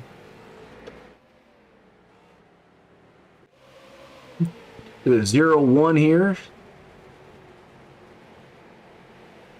That's Josh Nelms. Oh, somebody a little higher. It was the number 41 of Steve Holman Jr.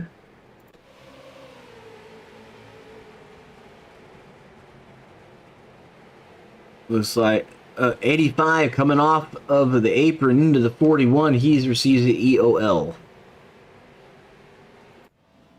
People are on pit lane.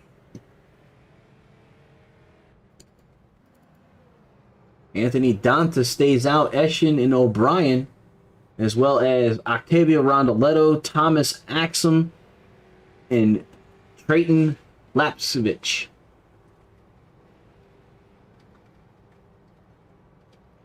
Go Tiny Horse. That's right. We hear people all rooting for him.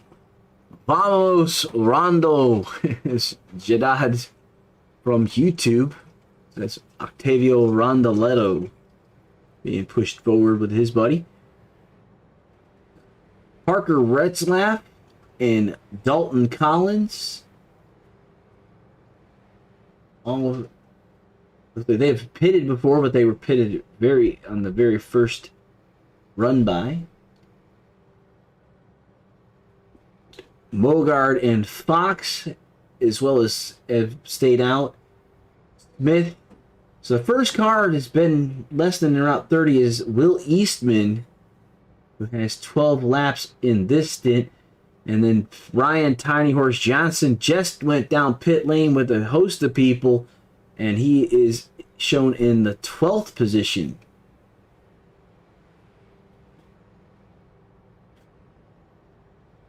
So we've had 2 leaders now.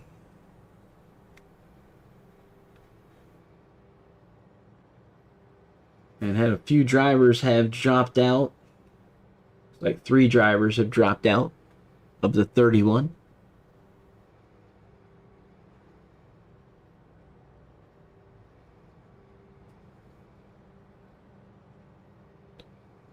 So the number 9 to 23 and Adam O'Brien in the 47, top 3 here.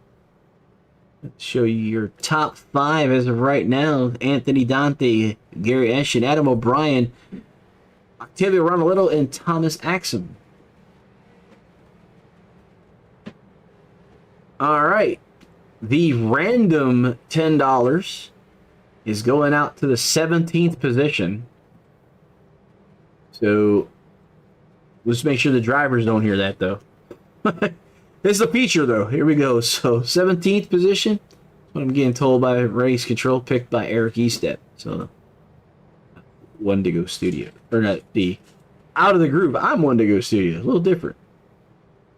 All right. So we'll go back into our top 5. Out of the Group presents Street Stock Showdown here at Nashville Fairgrounds Speedway, Nashville, Tennessee. Check out the Out of the Groove Podcast Network. Our race summary, Out of the Groove's weekly viewer guide. Leaders Anthony Donta. 3 caution laps for 14 laps thus far. 31 drivers took to the green. We've had 3 leaders. And fastest lap is Gary Eshin at number 23, who's on the outside of race leader Anthony Dante. This is Street Stock Showdown presented by Out of the Groove, YouTube, North South Racing League, and One to Go Studios. Get ready to go back to green flag racing as the lights are off on the pace car. Landon Phil says, let's go 23. That's Gary Eshin. See the 41 coming out of the pits, stay up in front. Mike's throwing the caution again, looks like, to ensure we're all set up. Looks like we're ready to go. 41 going to be ushered back a little here, I believe.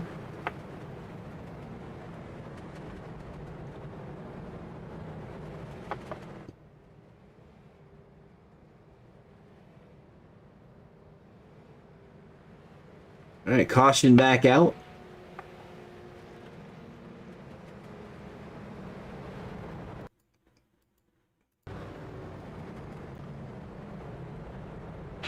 Pace car is going to grab them. We were not lined up, so race control holds the green.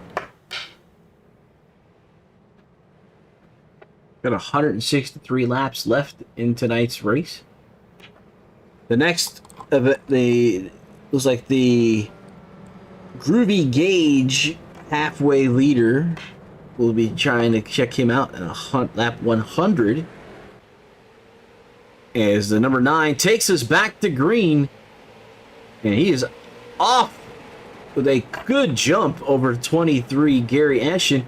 You see Adam O'Brien, and outside of him is Octavio Londoletto. So there's the top 5. As you see them racing through here, coming back to the flag, 38 laps of 200. Top 6 have yet to pit tonight. You will need to pit. They're at 40% fuel, unlimited tires.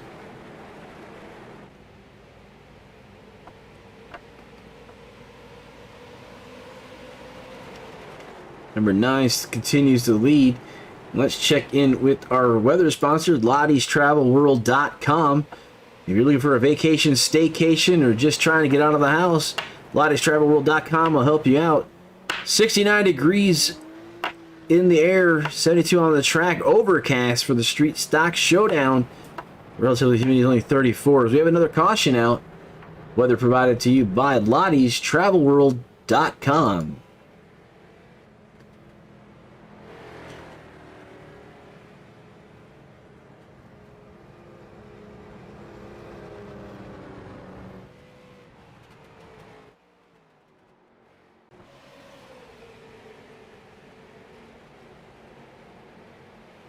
And the 12 and the 85 make contact. The 212, around they go. So see what the race controller comes up with as Anthony Dante continues to lead the race tonight. 02 issued the EOL. That's Dan Jan Janin.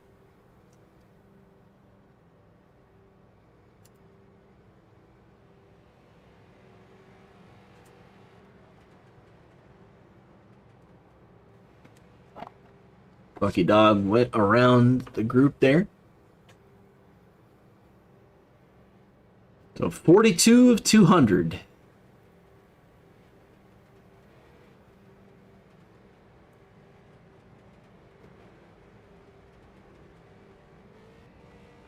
So top 5 have yet to pit. You can put Jared Morgan in number 3 in that as well. He's in 7th spot. And Chad Smith and Dalton Collins and Parker Retzlaff have just 2. They pitted with 2 laps in. Garrett Fox has yet to pit. He's in 15th. And Jesse Womack, look like he's gone down every time we've had a caution. Gone down 3 times. He's the 14 car in 16th position with only 2 laps on his tires. Adam O'Brien chose to go down pit lane that time, and now in 17th with Will Eastman, Quincy Atkins. All right, talked about incident points. 14 and you're going to be booted. Call it going to Dairy Queen or being disqualified. Will Eastman has 10 points. Dan Janin has 10 points. Steve Holman Jr. has 12 points. So those all drivers over 10 incidents are in danger of being disqualified due to incident points.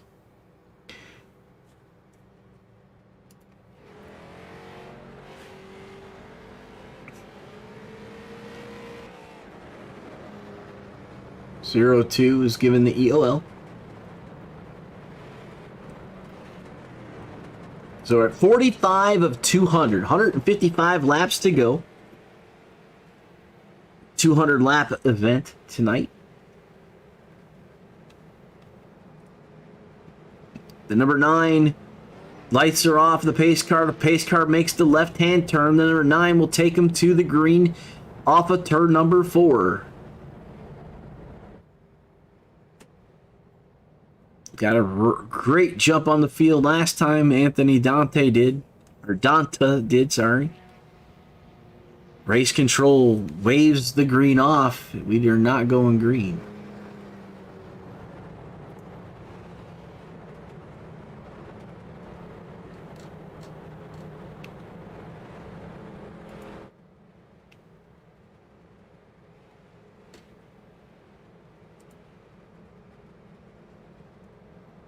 All right, gonna bring the Black Magic Designs David Dunwoody up to the booth with me. Hey, David, how you doing? What's going on, Harold? Not much. Hey, you were 6th place, man. Can you tell me how rough it is out there? Oh, it's rough. Short track racing at its best is when cars touch and collide and things happen, right? Oh yeah, definitely. I mean, you can see it's tight racing everywhere. It's fun. Right now we have Anthony Donta in the number 9 car, and he's leading the event. He started in 7th. He's one of the guys that got in on time. And you have one of your teammates currently, let's see how far back he is. 19th in the 47 and Adam O'Brien. We have a caution out on the caution. Just went to pit road. Yeah, Adam just went to pit road. We made the call to put tires on. It's pretty much everybody's getting to that point. And thanks for helping with this with the names, because you know me, I try, but it doesn't always work. And speaking of you said Lapsevich. Lapsevich. There you go, Lapsevich. Contact with him and Jared Mogard there, as you see the 32 turn sideways, but looks like, wow, how the 12 not got into him, but it looks like he was just turned sideways. He just got to back the car up, but no damage on the 32. Yeah, it looks like it's just a racing deal coming out of turn 2. It's kind of a good place to pass if you can jump on these guys. Yeah. So we're back up front here. We're going to wait for the Danta. I'm sorry, Danta. So I'm trying to say it completely different, but I'm being corrected in here by Steve. So I'm good that, hey, it's fine. I stand corrected. I know I'm not perfect. But all right, so the 3 was issued the EOL, and that was Jared Mogard that was issued for this last one. So Anthony Danta is winning the event here. That's our 3rd race leader of the night. So you're giving, you said that you set your guys down to, you guys look for pits, strategy, new tires, fuel. We're looking right now, only the top 5 still haven't pitted, really. Parker Retzlaff, he pitted like with 2 laps in, I guess that very first caution, he went down, so. Yeah, I've kind of been watching him pick his way back up through here with all the wrecks. The other car I'm watching's Matt Dula. He pitted on the lap 30. I'm kind of watching to see how quick he can get back up through there. And Matt Dula, he's familiar with these cars. He races the North-South Racing League and has a couple wins in the street stocks. So I expect to see him do well. Gary Eschen in that 23 Jordan Tribute. He's also a North-South Race League guys, and they race these cars on Monday nights every week. So, guess you get used to that equipment, you know. It's definitely an advantage. I haven't run these in a long time till this race, and I started on them last night. Made a few mistakes in qualifying, which hurt our starting spot in the LCQ. Yeah, it definitely is trying to figure out where to go, and if I've been told by a lot of these drivers, it's patience on getting back into the throttle off the corner seems to be the key here. I was able to pretty much put the power down coming out of the corner. I was losing going into the corners based on me and Adam, and then like depending on how he went in the corner, depending on whether he could beat me off the corner. All right, gonna get ready to get that going. The lights are off on the pace car. We're just past the quarter through here, with 53 laps down. And a special shout out to Out of the Groove Podcast Networks, our presenting sponsor, with Eric Estep. As we're getting ready to go back green, the number 9 takes us to the green flag with the 23 right behind him.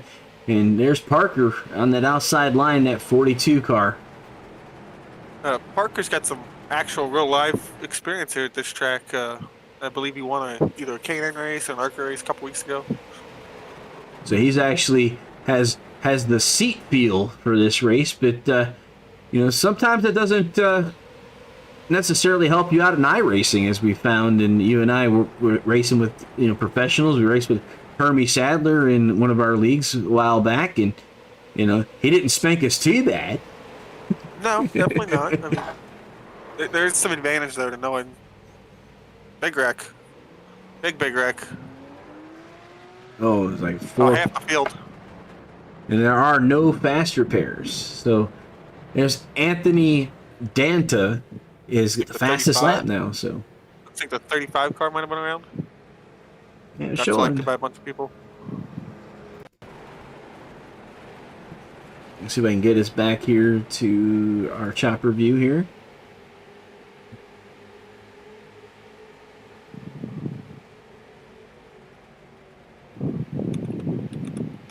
See the 15 to 16 there. And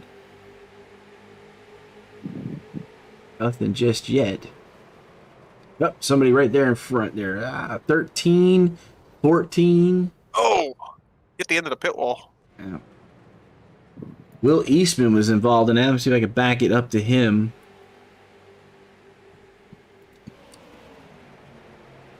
$35 to 17, as you were talking about. Matt Dula is right here around these guys. 17 and the 35. Ooh, the 85. Ooh, there's a car blinked out and turned to 85. So we're going to see what they call that.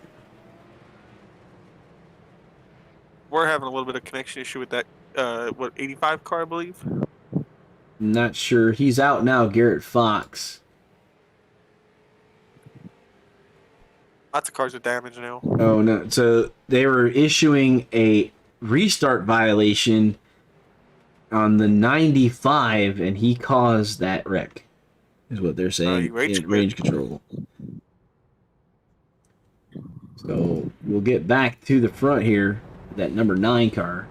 And he did put up the fastest time, so just put that up there. Yeah.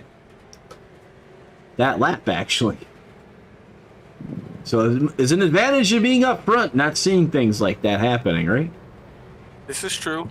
I'm definitely watching Adam pick up spots going through these wrecks and just trying to keep an eye on it. They got me making pit calls from over here in the booth. Oh, really? Matt Cook is 11th, and he's got 10 laps on his stint. And looks like... trying to see where everybody else is at. Adam O'Brien is in the 10th spot, and he's at 17 laps on his tires. So yeah, he pitted at that lap 40 yellow. What I'm seeing is interesting is what the top 5 haven't pitted yet, or the top 4. Top 5. Well, Parker 2 laps in, he pitted, but for the most part, yes, they're all 58 to 60 laps on theirs, and then Ryan Tiny Horse Johnson at 38. He's a beast on Monday nights, and he is on 29 lap tires. Yeah, 30 lap tires. Lap tires. Yeah. So what I was getting from my 25 lap LCQ is that you only get about 70 to 80 laps on fuel. All right. So we might see a fuel stop here if this starts to go green. Well, the number 9 fires it back off to 23, is in the second spot. Looks like we have a new challenger. That's Thomas Axum, and he was our fastest qualifier in that 13. Yeah, it looked like he was taking his time picking his way up from that 15th spot invert. You almost had it. You called 16 and it only went 15. I gotta guess. I mean, Pretty close, though. I know in the North-South they do a random inversion up to 10th, and we've been doing 4. It seems like it was stuck on 4 until last week. So, but that number 9, man, Anthony's just taking it easy and picking off the laps as they go. And like you said, we're running at 63, but we've had 4 cautions, so that's going to push it out to about 80, 90 laps. that's what I'm thinking. We might see him get to halfway. I know there's some halfway money, so Yeah, it's kind of $10 going out to the Groovy Gauge halfway coming up here, and then we also have the random is being shown at 17 is what I was picked by Eric Estep himself. He said he likes the number 17, so that will be $10 for the 17th position. at halfway. No, at the finish. Oh, at the finish. The Groovy Gauge is for whoever's leading at the halfway mark. So Okay. I'm just trying to get all the contingencies in. There's a lot of them. There's a lot of them. There's a whole lot of them. As a matter of fact, I was- speaking of that, let's check on our biggest movers. So Smith is 21 positions up in the 9th position. So that's Chad Smith currently holding the Hard Charger Award. Rondoletto, 15 spots. He's in 5th. And Axum's up 13 because of the inversion. Yeah, so those two guys at the top, they had to come through an LCQ race. Yeah, the top guy did. Rondoletto, was he in an LCQ? Well, he's up 15 spots. Yep, Maybe yep, he yes he started was. 20th. Yeah, he was. So he's doing pretty good in 5th. The 35 car just went to pit road and loaded his car in a trailer. That rough night for some of these drivers. Yeah, it's going to happen. Short track racing. So the number 9 just continuing to put down the laps with that number 13 of Thomas Axum right there behind him. And Parker Retzlaff, you said he's going to be one to watch. And Gary Eschen. And Rondo is what I'm being showed in by his Vamos Rondo, he says. So out of YouTube. A lot of good racing going on around here. I tried to go through the field once. We'll probably make sure we do that at halfway. But we only got to about 15, I think, and then the caution came out.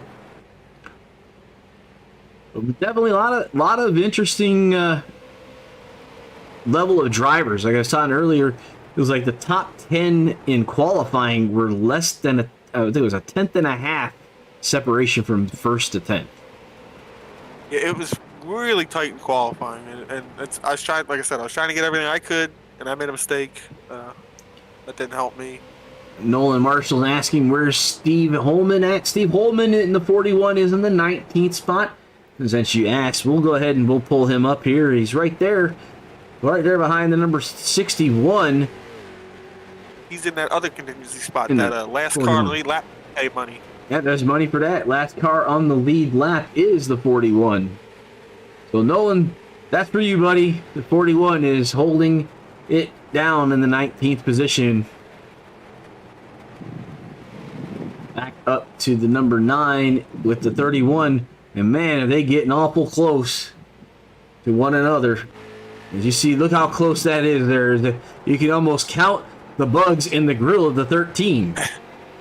You can almost see the paint peeling off that thing. I mean, they are that close to one another in this corner. You have any rivets loose holding that front bumper together?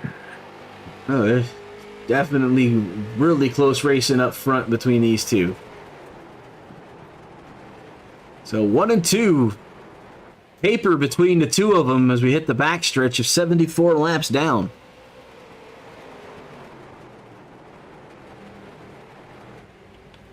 I saw you were watching our tribute and said chills. You know, every time that's played, even though I've been the person to issue a flag to our families of lost ones, and it still gets to me. And my wife asked me how was I able to do it, and I still don't know how I was able to present flags to widows and families of fallen comrades. And it takes a lot of preparation because you got to be able to do it without feeling, and you have a paragraph you got to say to the family, and it's definitely, you walk away and you're trying to hold tears back because you know that person gave the ultimate sacrifice. Some gave all, and all gave some gave all. So that's the song that goes in the picture we chose.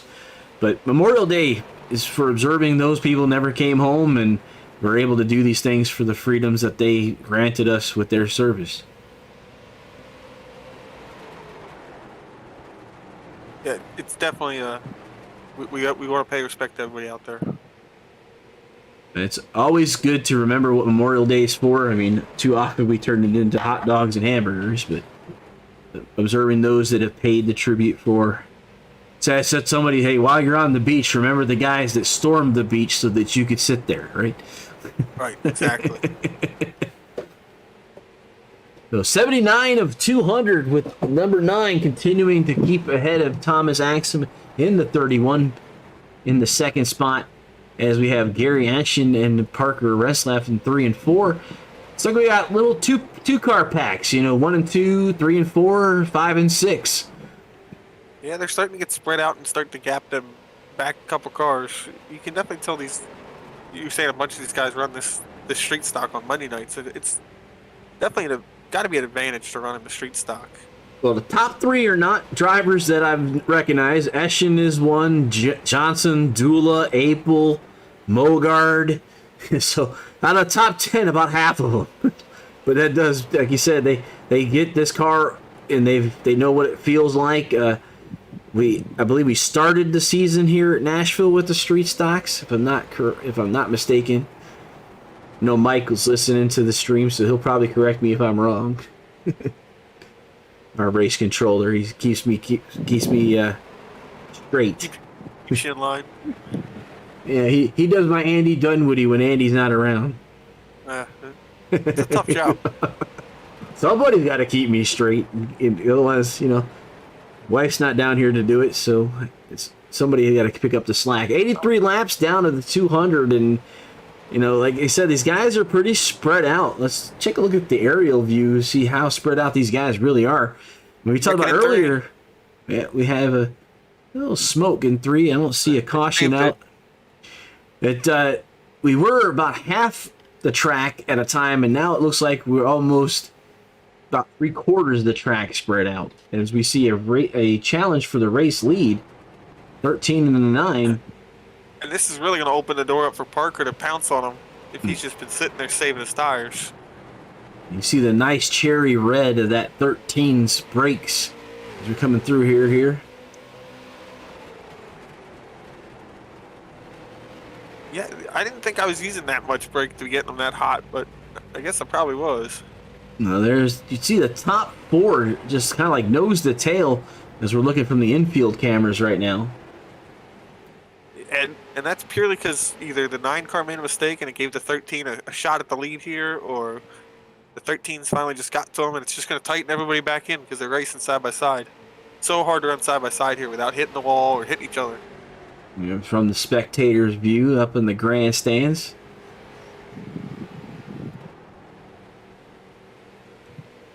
A shout out to the Bearded Sim Racer for providing us with a camera pack for tonight.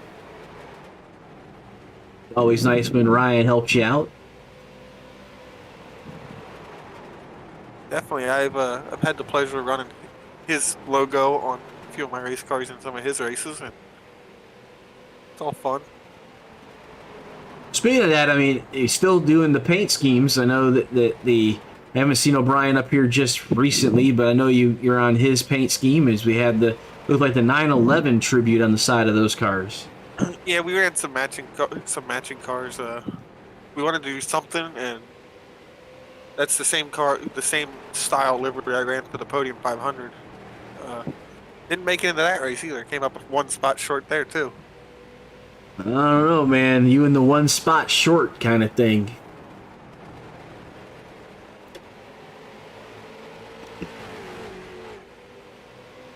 You see how close Gary Eschen now trying to take underneath Parker.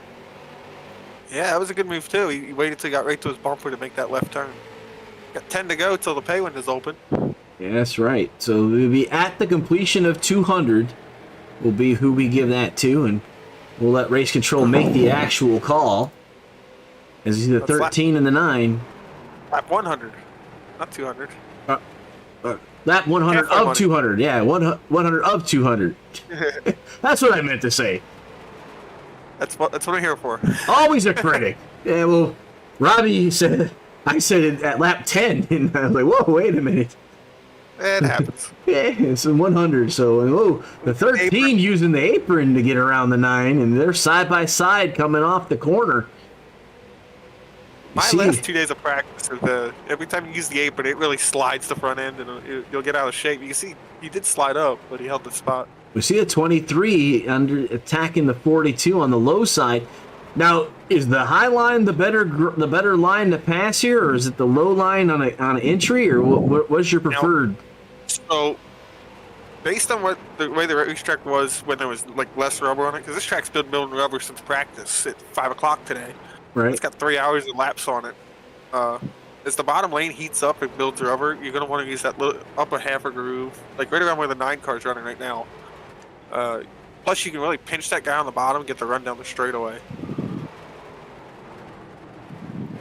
Look at the damage on Parker's ride as I was looking at you. He had a little bit of contact with somebody there. Yeah, look at his brake carders going in the corner. He was basically wheeling it from the get-go because I think he was involved in the very first incident. As we're watching him, his avatar, wheel that car around this course. He wants to be seen in that car. Maybe he needed that on the outside to help him out, so. Oh, did you see that? He turned way to the right there on entry. He's going to pit lane. He's up the road. Yeah. He's out of fuel. That's that fuel strap I was talking about. He's one of the cars who pitted on lap 2. But it's not fuel because here they come. Here comes another one. The number 9, there he comes. That's the leaders are coming in. They were expecting a caution. This went green. And Thomas Axum is now in the lead. And the number 13, but he's going to have to come down soon too. He's at number 9. He's at 98 laps, as well as Octavio Rondoletto. There he is. And here's the 13 down pit lane. But Octavio wants to lead a lap, and he comes around. And looks behind him is Tiny Horse Johnson. There's 5 guys who haven't pitted yet. So now it's a race. You got 2 laps to catch them. I don't know if Tiny Horse is going to catch them to win that $10 for halfway money. Well, right there, he's gonna. Let's see. Does Octavio have enough? Slow. Octavio's going down the pit lane, so the 38 all by himself, looking for that money. Wow. And he's one of our guys from the North South Racing League, Brian Tiny Horse Johnson. He's got a bunch of fans out here. That just gave him a huge lead. And Steve, as you just seen it, fuel is an issue right now. Another one out of gas. Was it? So Another one out of gas here coming the road. There's 100. There's the cross right there, the cross flags. So the 38 gets the Groovy Gauge, $10, being the leader for the halfway. Now, what we also figured out, it takes about 22 seconds to make a pit stop, so you're going to almost lose a lap. You can see the 9 car was leading when he went to pit road. He just came out in front of the leader. And Robbie Clabby from Race Control confirms the 38, bringing home the halfway leader points for the money for the Groovy Gauge. From one to goes or out of the groove. So he gets that money there. It's pretty cool of him. Is that Taz Motorsports 38? He runs this red car with the Taz Motorsports in the number 3 on the Monday nights, and then on ARCA races he runs a tie-dye number 3 throwback to Dale Senior. Dale Senior. So that Coca-Cola Taz car is also a Dale Senior throwback. I believe that's the car he ran in Japan at Suzuka for the Japan Challenge. And Junior ran the one car, the black Polar Bear one car. All right, So- see? There you go. And I believe, and if we get a chance to talk to Ryan, I believe he's actually, like you, he's a driver in Got one real wrecked life on the as back well. stretch. Got Got one somebody wrecked on the around. back stretch. That would be Chad Smith, I believe.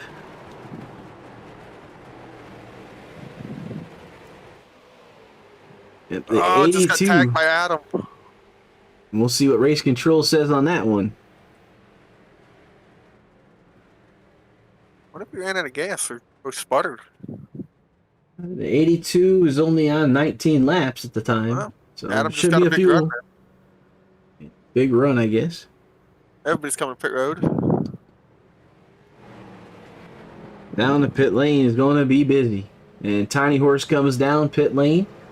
Gives the lead to William Alcala. So let's check out because laps led is another $10, right? I Check believe that. so.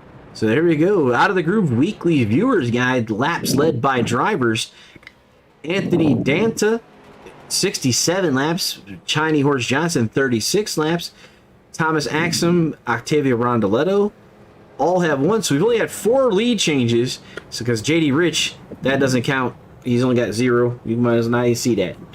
Because he gave it to him because he was the person who was supposed to be the first to be a pole sitter, yeah. But he got an EOL. That's why he was in the back. So this is a Street Stock Showdown presented by Out of the Groove on YouTube, North South Racing League, and One to Go Studios. Check back the weather from Lottie'sTravelWorld.com. If you need a vacation, staycation, you just want to get out of the house, check out Lottie'sTravelWorld.com. Your weather, 68 degrees on the air and 75 on the track. 34% humidity, and the winds are coming out of the southwest at 5 miles per hour. It's your weather presented by Lottie'sTravelWorld.com. Back to race leader. Looks like Jonathan Cross for a second there, so we might have another race leader. So race summary. There's Jonathan Cross, 7 cautions for 34 laps. Holman now the leader, Steve Holman Jr. We have 3 lap leaders. It looks like we might have more than that here in a bit. That's your race summary.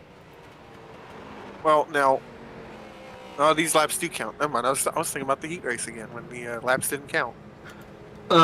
With my summary, I believe the summary goes based on position on the track, not necessarily by the stripe. I may have to go back and change that. But the laps led, you know that you have to cross the line. It doesn't matter if you were leading, you have to lead a lap in being officially scored in the lead. Right. But what I was thinking was that caution laps don't count. So if they're leading here under yellow, do they count?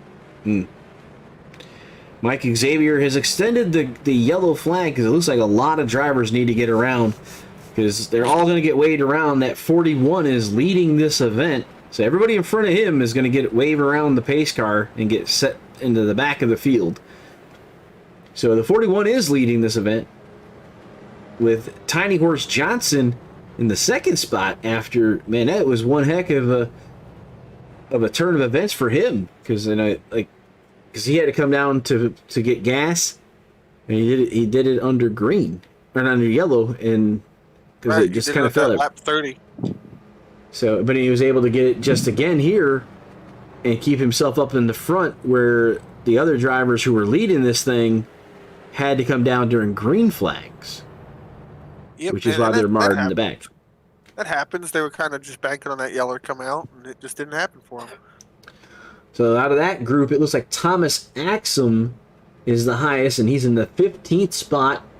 And then you have Anthony Danta in that group as well. Like they're up to 14th as more people come through on pit lane. Like special thanks to our ATVO people for giving us some extra functionality on the overlays for tonight's racing. It's helping me get to the crashes a lot faster. What were you gonna tell me there, Andy? I was looking to see if they gave anybody an EOL for that. Or 47 was issued the EOL. So Adam did get the Adam EOL. will go back to the back. Not many cars on the lead lap anymore. Uh, like 13 10. cars on the lead lap.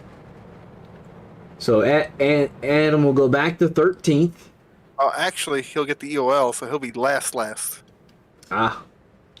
But he'll be the last car on the lead lap. So Right, but he will still have to start behind all those cars that are laps down. Either way. well, right now it looks like only 21 cars are still racing. And that's Travis Hoffler is the 21st car.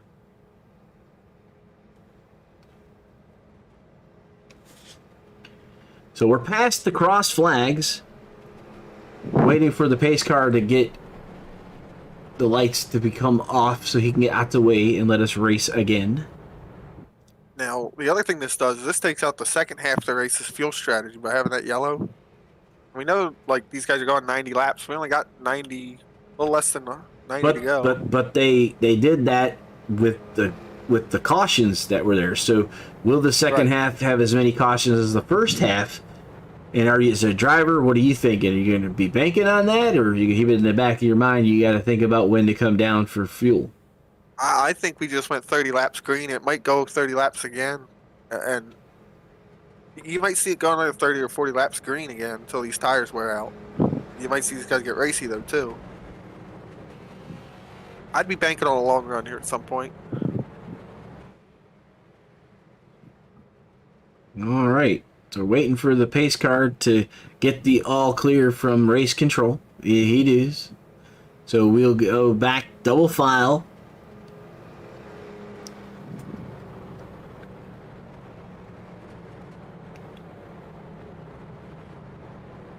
We should be going double file. I don't see him going double file at this point, though.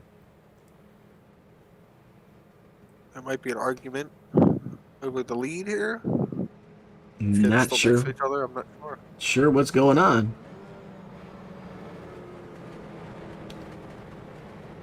I don't know. Very strange restart. They went green. And they're going green. So we'll see what race control says, because if that was a violation or not, they will call it.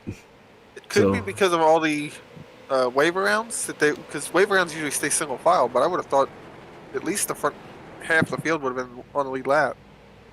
Not on the lead lap, but doubled up. So Johnson to the lead, and Holman Jr. in the 41 is in second spot with William Alcala, Quincy Atkins, and Matt Dula. And JD Rich has moved his place up from the back all the way to 7th. He was issued an EOL for not making the driver's meeting. Yeah, they did say that if you missed the driver's meeting or you start at the back of any time you're on the racetrack. So even if you won the heat race, you still would have got an EOL to start the race. Doesn't really matter. And Jason Gordon's basically saying what you were saying, that the waiver rounds would line up single file. But I didn't think that was that many either. That's strange. But we're not getting anything from race control. That's one thing they watch. So all's good for the 38 to take over the lead, and Steve Holman in second spot, as there's a big gap between the top three as we start to see. Was that Retzlaff running fourth? That's Retzlaff running fourth, but he's 2 laps down after having to pit under green. Yeah, that's definitely an issue. He's going to try to get his laps back the hard way.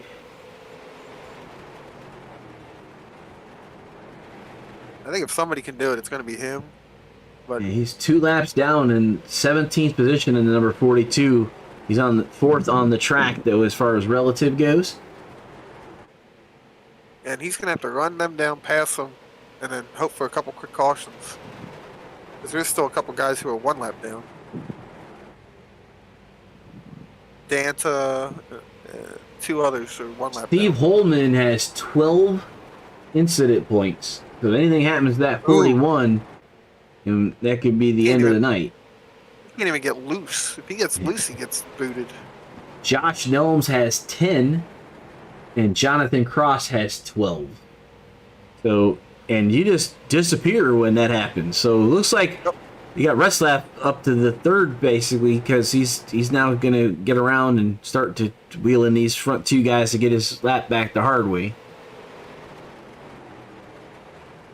So 122 of 200 is Tiny Horse showing the way here. I'll have you ask him why he's got that as a nickname. I already know, and my viewers that have watched already know as well. It was an interesting little story, yes. Yep. Tiny Horse Johnson. That's. Does he breed tiny horses? No, that's not why. You're never gonna guess this, so don't worry about it. Because I had a few guesses too, and they were all wrong. All right, so Johnson up front, that 38 Ryan, followed by the 41 of Steve Holman Jr.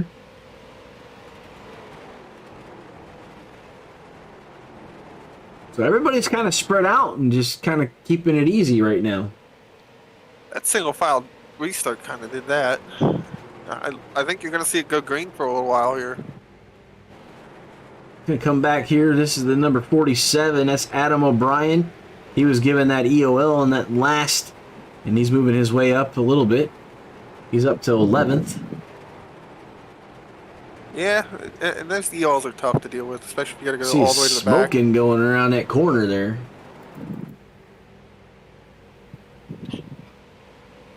And Good clump of cars about midway through the pack. Lapsevich in the 32 car in the 9th spot, moving up pretty easily through this field. I keep watching the green flag, the green icon telling me he's moving up positions on his number on my screen. As he's over here working April at 51 on the inside. Lapsevich is a name that I even recognize. He runs some of the a lot of the bigger races. I'm not sure if he's in Road to Pro this year with Retzlaff, but I want to say he is. There's that 32, and he's up working off that 48. That 48's down a few laps. That's Rondo. It's that 82 car of Chad Smith has been involved in a couple issues early on. He's got 13 car working. I'm not having a problem finding who the 13 is.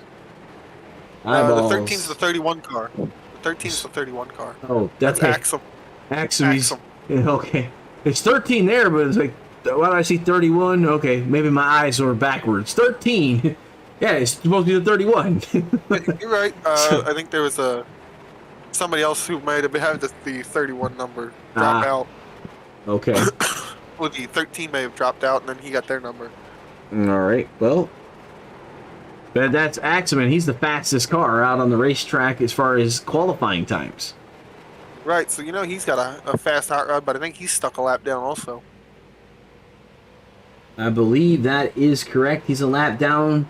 And right now, the first car a lap down is the number 9 of Anthony Danta. And he was the guy leading a whole bunch. Was that? He was leading when that green flag pit stop stuff happened. Yep. So he's got a pretty fast car as well.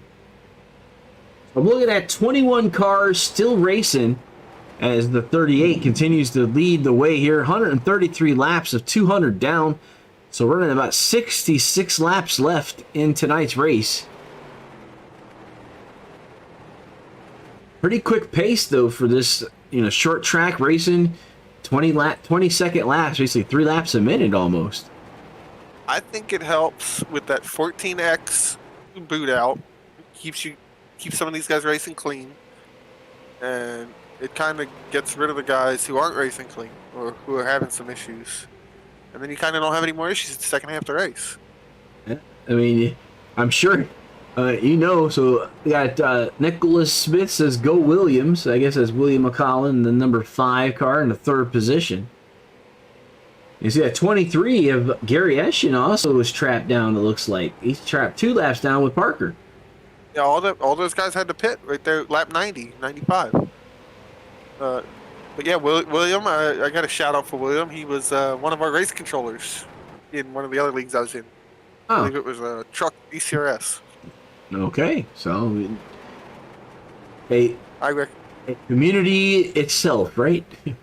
oh, this you see guys you recognize in hosted races all the time, and just out here running league races, and you just say hey when you're out here.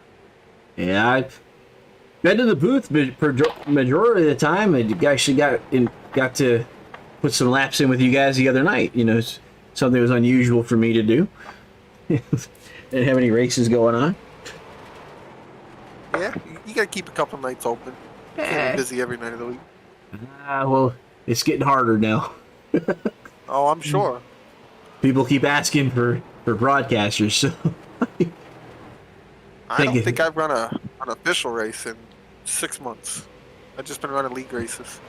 my last official was the Indy 500 race, which somehow I finished third.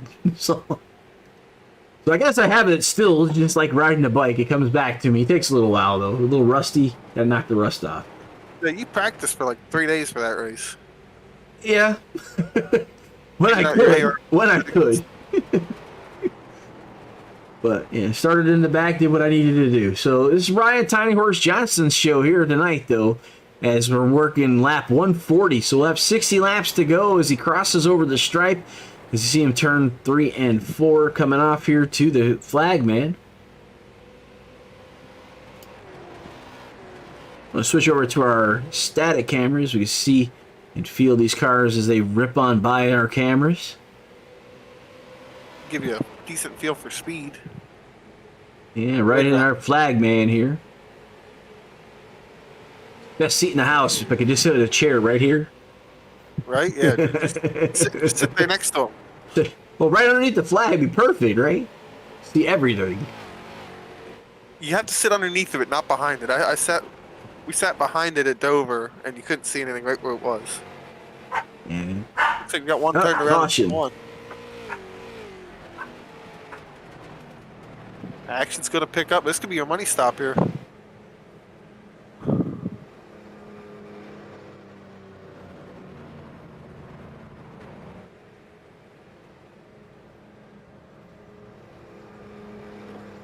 I think you're going to start to see some action pick up here on pit road. 60 to go. This is yep, there you go. The 38 to pit road. The 41 to pit road. So you're going to see some guys stay out to try to get a lap back here. An extra lap back, but I think everybody's going to pit. As we see a bunch of Tiny Horse coming down pit road. Watch a quick tire stop for him. Yep, right there. You got the Hoosiers coming off. That's Couple shared pit stalls. JD Rich right there. He's another of the NSRL guys. That Monster Energy sponsorship. These guys saw the yellow. The rest of my guys saw the yellow come out there. I just watched my notifications blow up. What are we doing? What are we doing? I'm Jared like, put tires Mogard. on. Jared Morgard coming around and Gary Eschen. So Gary's not going to get the wave around. He's coming down. He thinks it's more important to get fuel and tires. It was like And he missed his pit box. Jared missed the pits box. So it's like Tiny Horse back to the lead. Everybody came down. Yeah, we saw Parker go around. A couple guys go around. Now they're in front of him, so they should get a wave. They should put Parker back to one lap down. Pull these guys back to one. Axum's going to get back on the lead lap. Those front four cars should get the wave by the pace car. Jared Aples and Axum, they are actually on the lead lap. They're at the tail end of the lead lap. That's why you see the 38 behind the 51. But in scoring, they are going to get waved around the pace car. The 42 is being shown a lap down. Rich a lap down. Rondoletto a lap down. So back to 18th is a lap down from 16th to 18th. So 15 cars when we go back to green flag. 15 cars will be on the lead lap. Action's going to pick up here. I think now you got 50 to go. It's now a Saturday night short track. 50 to go. Jonathan Cross has 12 incident points. Steve Holman Jr. 12 incident points. Josh Nelms and Jared Mogard have 10 incident points. So all those guys in danger at this point. Yeah, I mean, a whole bunch of, if they wreck, all that kind of stuff. One wreck could take a bunch of guys out just for hitting the wall trying to go around it.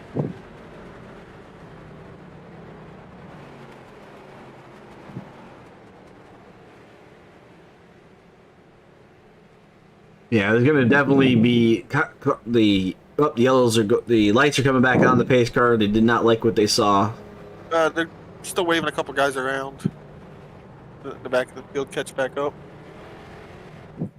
But you're going to be back to that normal double power restart and high action, 2-3 wide down in the corner trying to make moves.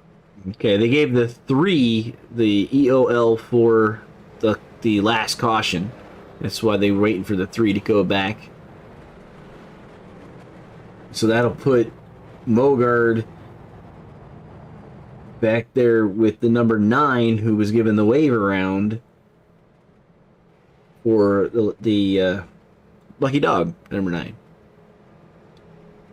So Parker, Retzlaff, and Rich and Ronaldetto all 1 lap down. They'd love to see the opportunity to get back on the lead lap, I'm sure. As Tiny Horse and Dula are now side by side. And these guys are both racers in that race league I was talking about. But there's Lapsevich, you told me he's in a lot of these pay races and showing his muscle here going around the 17 on the high side. Yeah, I think you're going to see the cream's going to start rising to the top, the best of the best. I think you're looking at one of the best of the best there, Tiny Horse out front. He's definitely in this. And the number 10 right there behind them, coming up hard, that's Jonathan Cross. Yeah, we haven't heard much from him tonight. To see him work his way up front. Yeah, we have Facebook looking to see. It'll be fun watching Danta and Axum come back through the field because they were now on the lead lap. They were the 2 fastest cars in practice and qualifying, so. And they're right. 11th is Axum and 14th for the number 9. His Tiny Horse just keeps pulling away as they keep fighting behind him for second.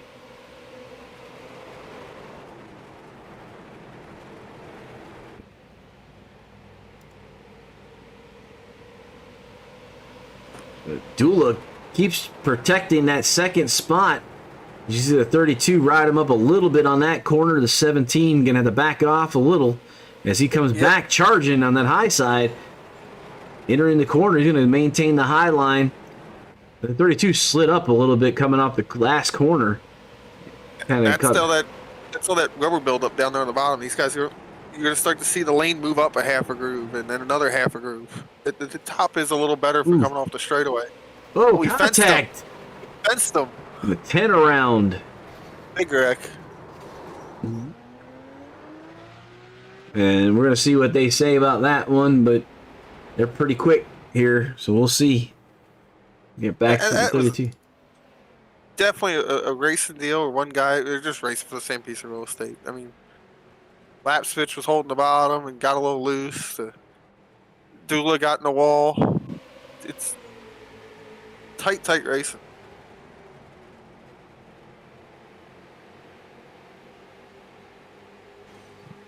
Oh, it's like he rode him all the way up to the wall. And then the 10 got turned by the 75, it looks like. Yeah, it almost looked like the 32 didn't get told by his crew chief or the spotter that there was somebody out there. That's what it looked like. But we'll see what they say. I don't make the calls. That's race control's job. Right. They got the hard job. I just get to talk about it. Right.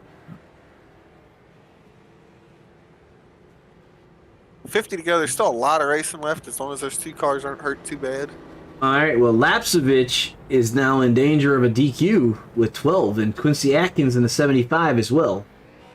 So they get added to the list.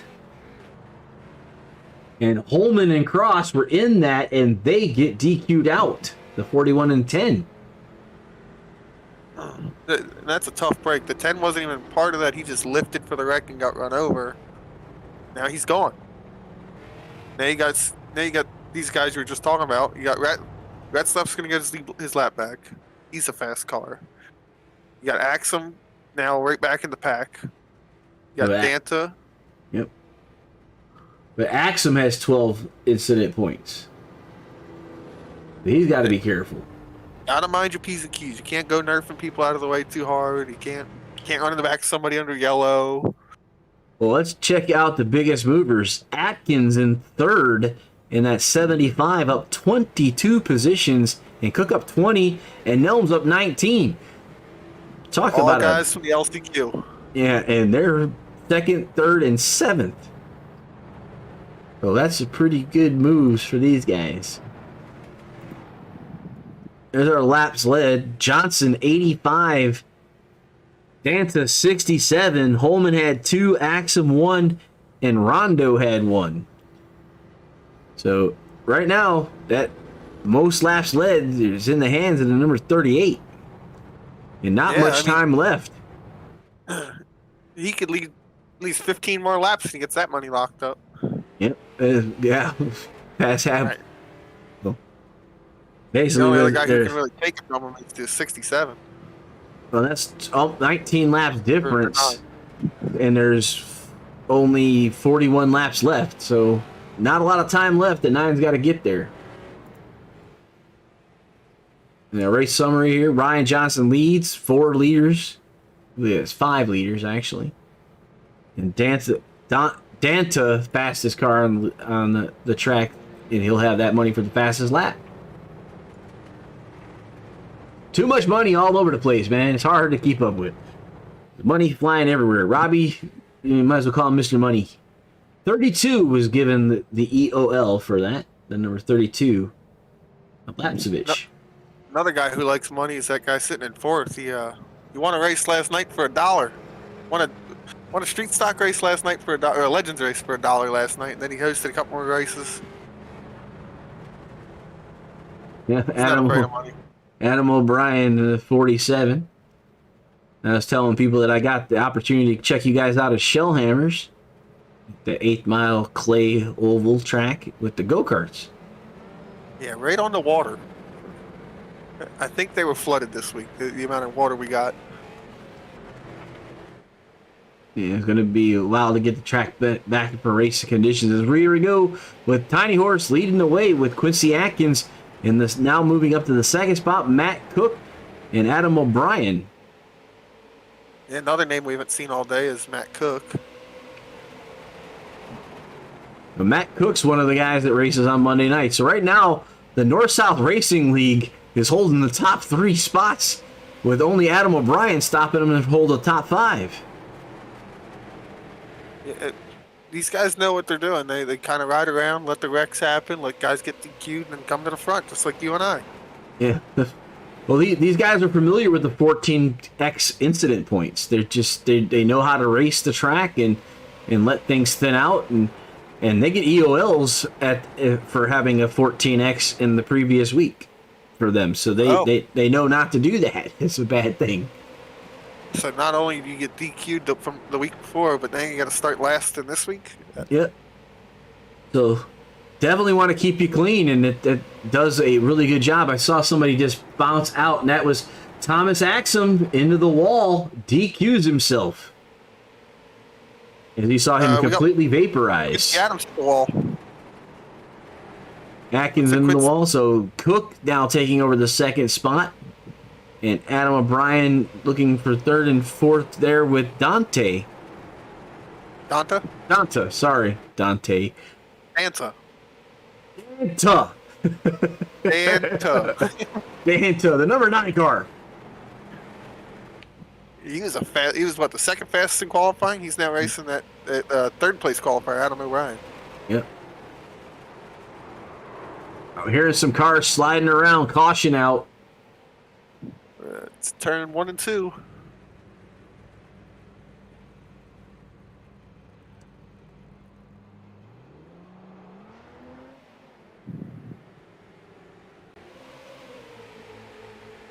There's a 13 as he went away. He was 75 up to the wall. Yep, that's when we saw him hit the wall. And all the way to the back he went. Might have blew him a tire. Or given him a meatball for damage. But I'm not sure that was the yellow. I think the yellow was the lap later.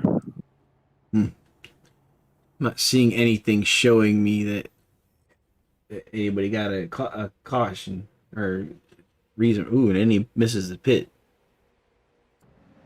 We'll see what we get here. So this pretty much, I think, solidifies the fact that these guys should have enough to the end. There's 24 laps on the current stint for these guys. Oh. Yes, Phil is reminding me that they get 5 bonus points for having 0x finishes on Monday nights. The 17 car, Harold, looks to be the yellow. The 17 car of Matt Dula. Looks like he might have gotten sideways. See if I can go back a couple. Oh, he had a little help with a 32.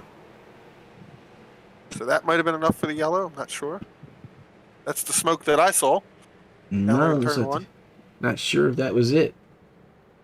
Race Control is going through trying to get to this, though.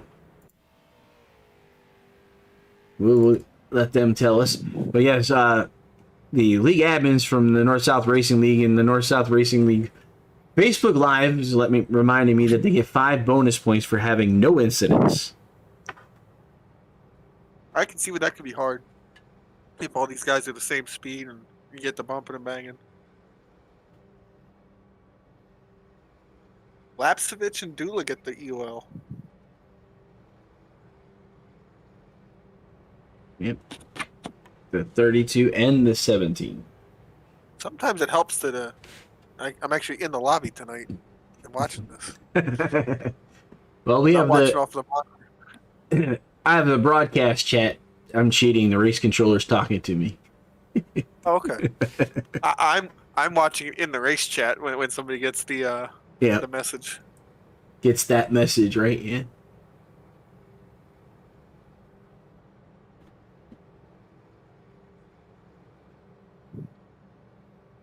It's very quiet in race chat with everybody else muted. I don't normally do that. Yeah. All right, so the 38 and the 15 of Matt Cook. And look at the number 9 in the third position. Pretty quick. He said he was really fast during practice as well, right? I believe he was second quick or third quick. And he's doing pretty good. He's only got 4 incident points. Adam O'Brien now with 10. Josh Nelms, 10. Mogard, 10. Lapsevich, 12. Chad Smith, 10. Looks like we only have 15 drivers on the lead lap now. Or 15 drivers on the track, it is, sorry. They're calling it net code between the 32 and the 17.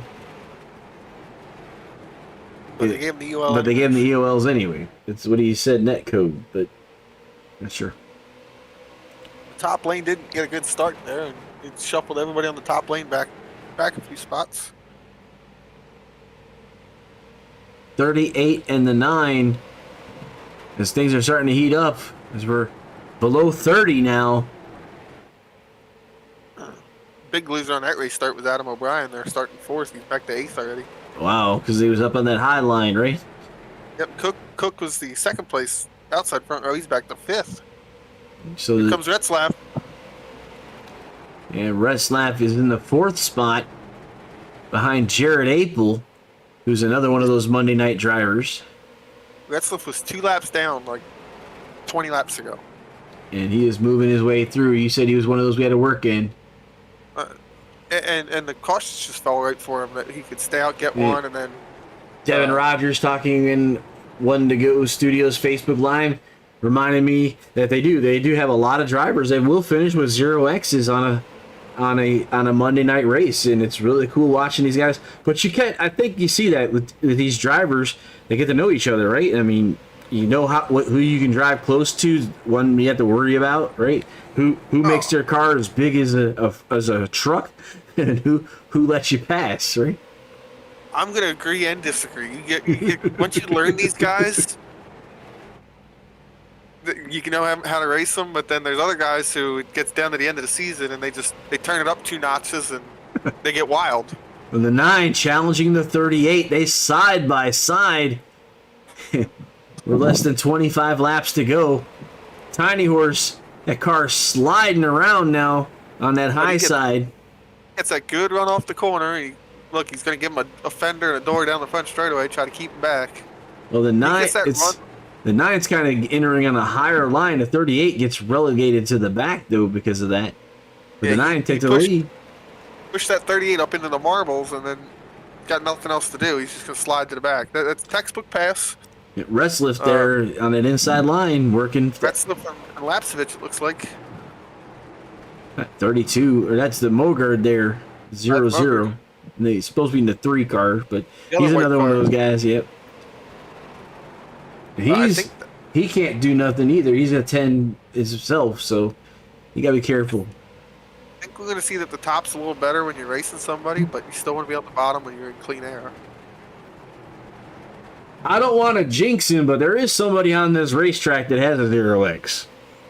I'm just not going to mention it. I wouldn't. We don't need a broadcaster's curse. But it would be a North-South Racing League guy, wouldn't it be? Fitting, right? Probably. 20 laps to go here with the number 9 in charge. As you see Anthony Danta. Why do I keep saying it Danta? I don't know. Probably because I got Dula. That's what it is. Dula's messing me up.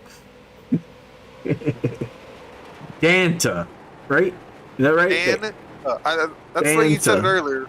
Well, somebody corrected me in there. It says Dan with a T-U-H. So Danta. Right? Yeah. All right. Danta. Retzlaff versus Tiny Horse coming out of 4. And Retzlaff is in the inside there, and the 38 of the Tiny Horse on the outside. 17 laps to go. Mogard and Apel right there with him. There's a little bit of contact between Mogard and Apel. Watch the way Tiny Horse really pinches Retzlaff down to hold him back. That way he gets that whole racetrack to come off the corner. He's doing a good job holding him down there. You guys gotta get this. They're like touching now. Woo! Gotta get this sorted out so you can go catch Danta. Yeah, Danta just gonna ride into the sunset. Lapsevich disconnected. Looks like he might have got his fort. He did. He got an X. Side checked. So, Tiny Horse and Retzlaff made contact on the front straightaway. Is that the 23 of Eschen coming out of the pits, it looks like? Or no, that was Matt Dula. Matt Dula coming out of the pits with some heavy damage. This is a great battle for second. 38 and the 42 exchanging sheet metal, and the Jared Mogard now going up in there. And that's what Tiny Horse gets up into the marbles and slows the car down. And he's got to basically find his way to get some speed back in that car. And he probably heated that right front up, racing Retzlaff and Danta. So now he's prey. He's prey for everybody who's been sitting here riding around. Well, that was the last car that was 0X'd. Has got his 4X. And Tiny Horse Johnson.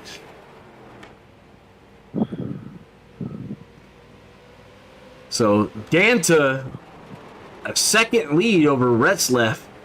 But now got another car out. We have somebody in pit lane, and that's Matt Dula. That's why he had like no front clip on that car at all. As we're down to 12 cars on the racetrack and only 8 cars on the lead lap. Looks like William may have disconnected. William Alcala.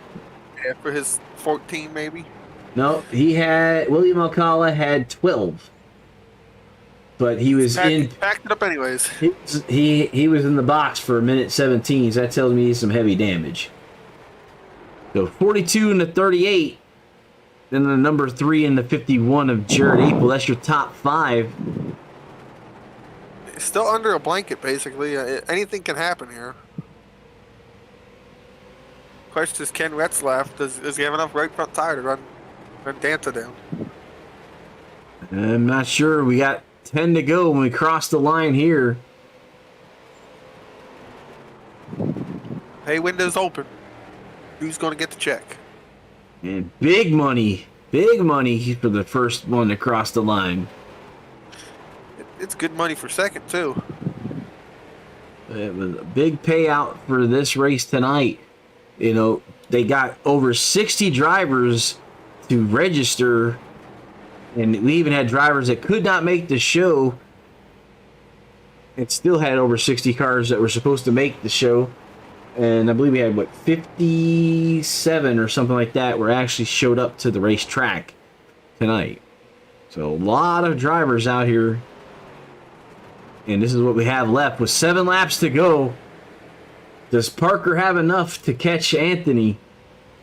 He's eating into him. He's only 9/10 the lead now. Got a good run off of 2. Cut it to 8/10. Looks like Dance is a little better going into turn 3.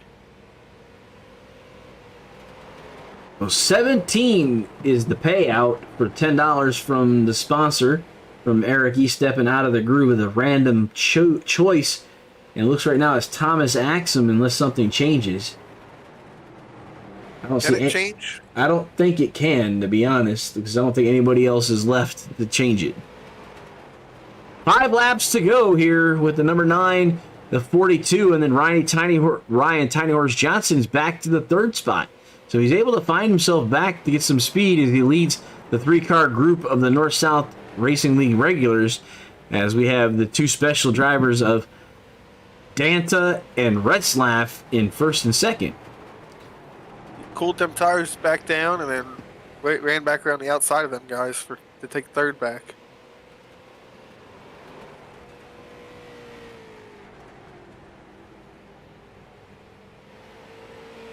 There's race leader Anthony Danta, and then Parker Retzlaff behind him. It doesn't look like he's catching up much. It's about 8/10 separation at the minimum, and the max is about 9/10 behind. With 3 laps to go, as you say here, this is somebody's race to lose, right? Oh, definitely. Got word from my spotter in turn 1 that on that restart sounded like the top groove missed the shift. So 2 laps to go. Sticks out to the number 9 as he coming around the turn to catch the white flag. Coming off of turn 4, white flag in the air. The number 9, Anthony Danta, picking up the white flag. 1 to go from 1 to go Studios. The number 9 takes it. Backstretch. 9/10 the lead over Parker Retzlaff.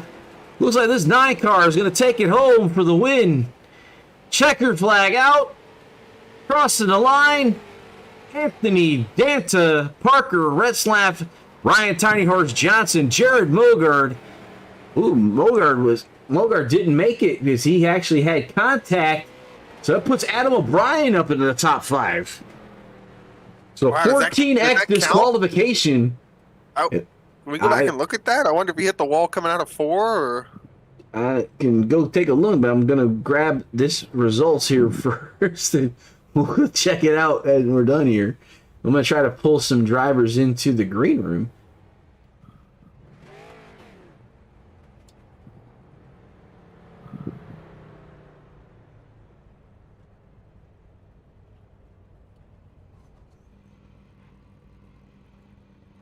I don't think I see Parker Retzlaff in here, though. Trying to find him. Ah, there he is. Found the top 3 here. So let's try to, let's go over our results really, really quick here. So the results, Danta, Retzlaff, Johnson, Apel, O'Brien, Nelms Cook, Jared Mogard, a lap down because he didn't make it, Ron Delato, and Rich. That's your top 10. And so let's go back one more because we want to get to 17. Hoffler, Dula, Alcala, Lapsevich, Smith, Atkins, Axum will be the 17th. Mom Borquette, Cross, and Holman Jr. 20. Eschen, Williams, Kalen, Womack, Fox, Eastman, Collins, Dan Janjanin, Fox the second, Thomas your 30th position, and the last car was Paul Fly. So we had 31 cars take to the grid, and that was our race summary, our race results. We'll get to our top guys here. And I'll get us set up. We'll get with Tiny Horse first.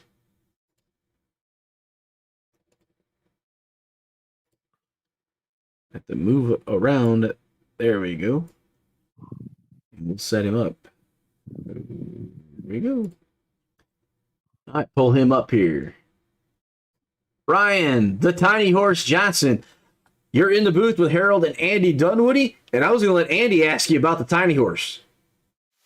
But how I got the name, is that it? That's right. Yeah. Where'd it come from?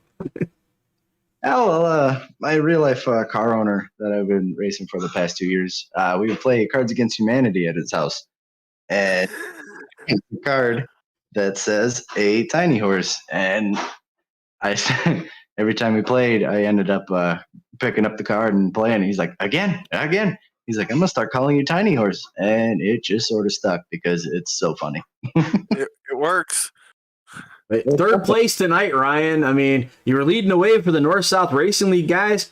I believe you led the most laps. Let me double check that. I'll pull my lap up here, and boom, what do you know? 105 laps, dude. Wow, what a race for you.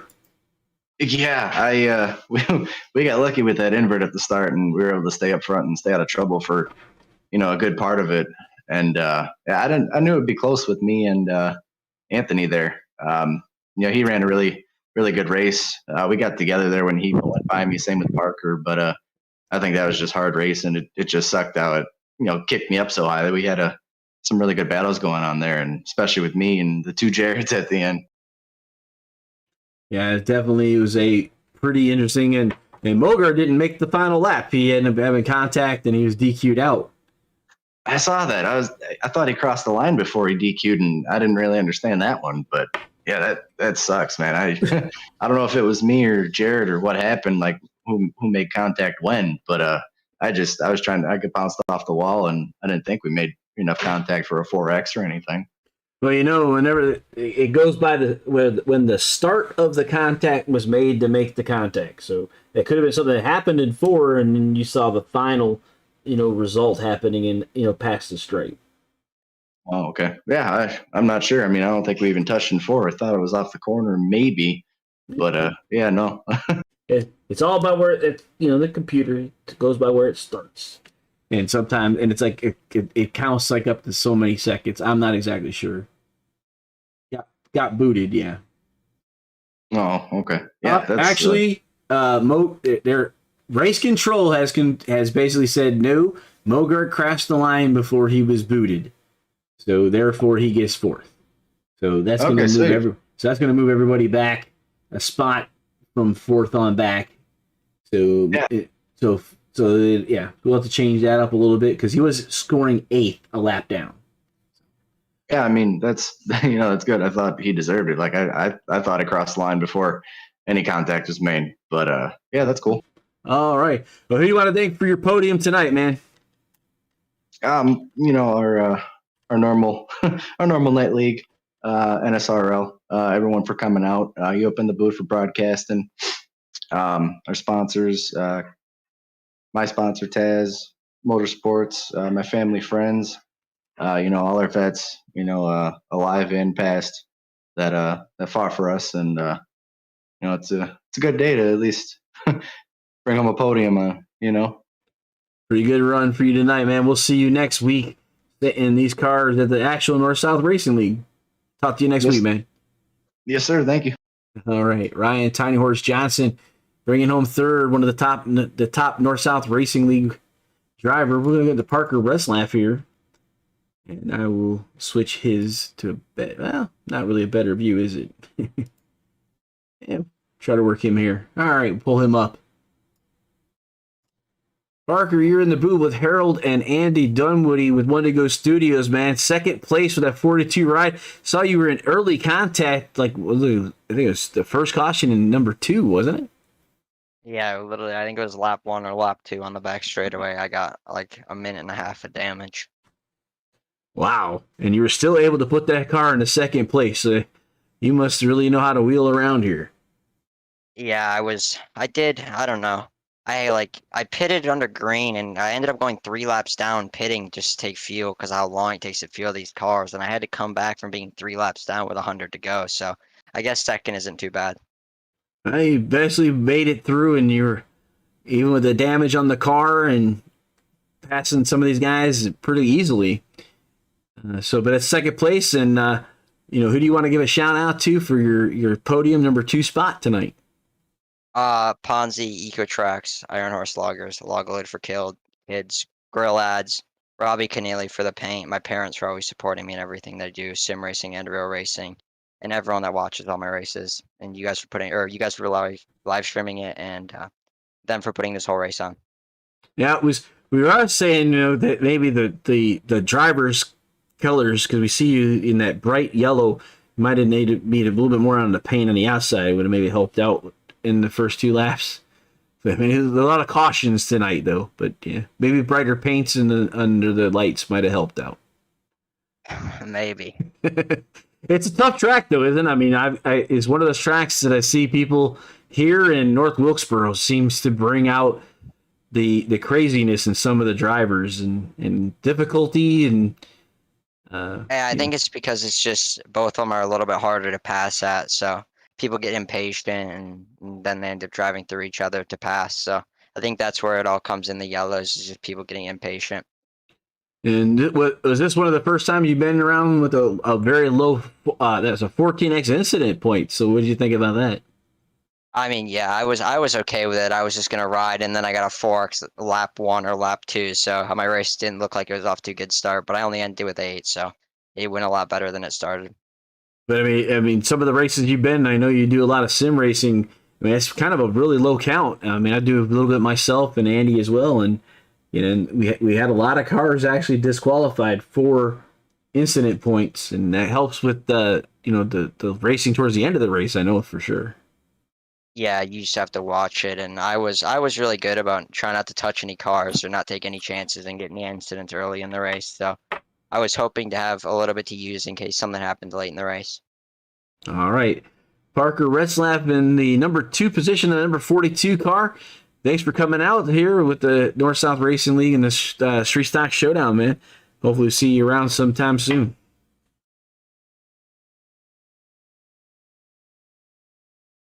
All right, going to get to race leader Anthony Danta. Ugh. I swear. Danta. That's right. Anthony Danta. You're in the booth with Harold and Andy Dunwoody. Man, I am tearing your name up something fierce, and I'm being told by Steve, I'm not even going to try Steve's last name because I'll probably jack it up too. So let Anthony correct us, sir.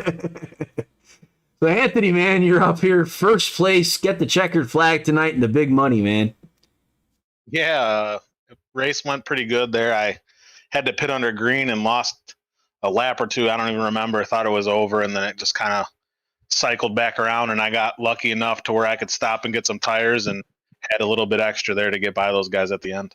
Well, I got a little bit of good news for you. I got a contingency sponsor that you got $10 from you probably didn't even think about. No, I didn't know. What was that for? Extra $10 for? Carbon Junction was not, their driver was not able to make the race tonight, and it was Brian Hacker, and he put that $10 for his race fee into the highest positioned Illinois driver. Well, that's awesome, man. I thank those guys for doing that. So that's an extra $10 going your way. So have you? You also got the Kelly's Custom engraving plaque going your way. That's a pretty cool wooden plaque and have your name engraved into it and kind of have a trophy for you, plus the money coming your way. That's pretty cool, man. I didn't even know anything about it, and I seen one of my buddies, Josh, had posted a link for it, and I signed up the beginning of this, where maybe it was the end of last week. I'm sorry, and it's fun. Anytime you can get on iRacing and do it for some money and have a good group of guys that race hard it's a good time. Yeah, so quite a few different drivers. We have we're presented by Out of the Groove.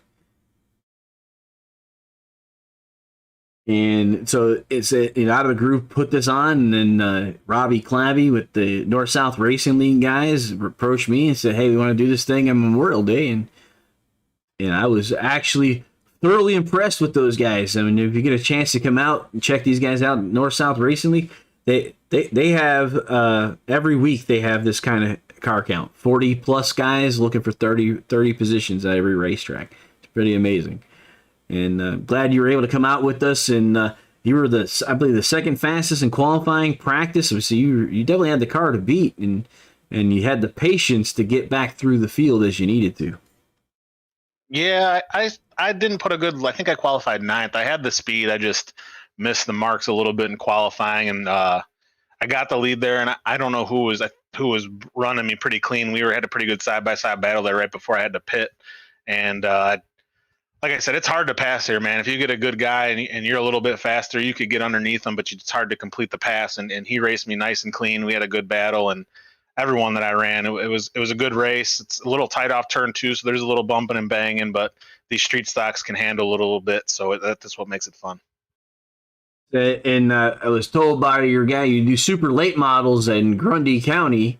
So does any of this iRacing stuff help you with that, or vice versa? It's not. I have people ask all the time, like, how close it is. I mean, the patience deal and hitting your marks and all that's the same. Obviously, the feel isn't the same because you're not sitting in the car actually, but it's fun to do. It's fun to kill some time, especially in the winter time, and get the racing feel and kind of stay sharp on reflexes, I guess. But it's just a good time to me. I enjoy doing it, and it's fun when you get a good group of guys, like I said tonight, where the racing was real good and clean and real hard. All right. Before I let you go, man, who do you want to thank for tonight's checkered flag at Nashville Fairgrounds? Man, I just want to thank the North-South guys for putting it on. Definitely going to have to see if I could jump into their league when their next one signs up. And the girlfriend and kid for letting me waste 3 hours on Memorial Day, Monday, to do this. And all you guys for putting this on and taking your time away to announce the race and all that. So I appreciate everyone that's involved to make it happen. It was a good time. All right. Your number one checkered flag, big money man tonight, Anthony Danta, in that number 9. Thanks for showing up, and we'll hopefully see you soon. Thanks, man. All right, and we're going to double check. I've been asked by Race Control to double check our big mover board, so let's check that out real quick. And Josh Nelms will be in 20 spots, man. What do you think of that, Andy? 20 spots from the 6th? He started 26th where he started then. 26th out of 31 and moved himself up to 26. So he finished 4th. He's finished 4th in his heat race, in his LCQ race, to make it in here. That's a lot of cars to pass. A long night, yes, definitely a long night.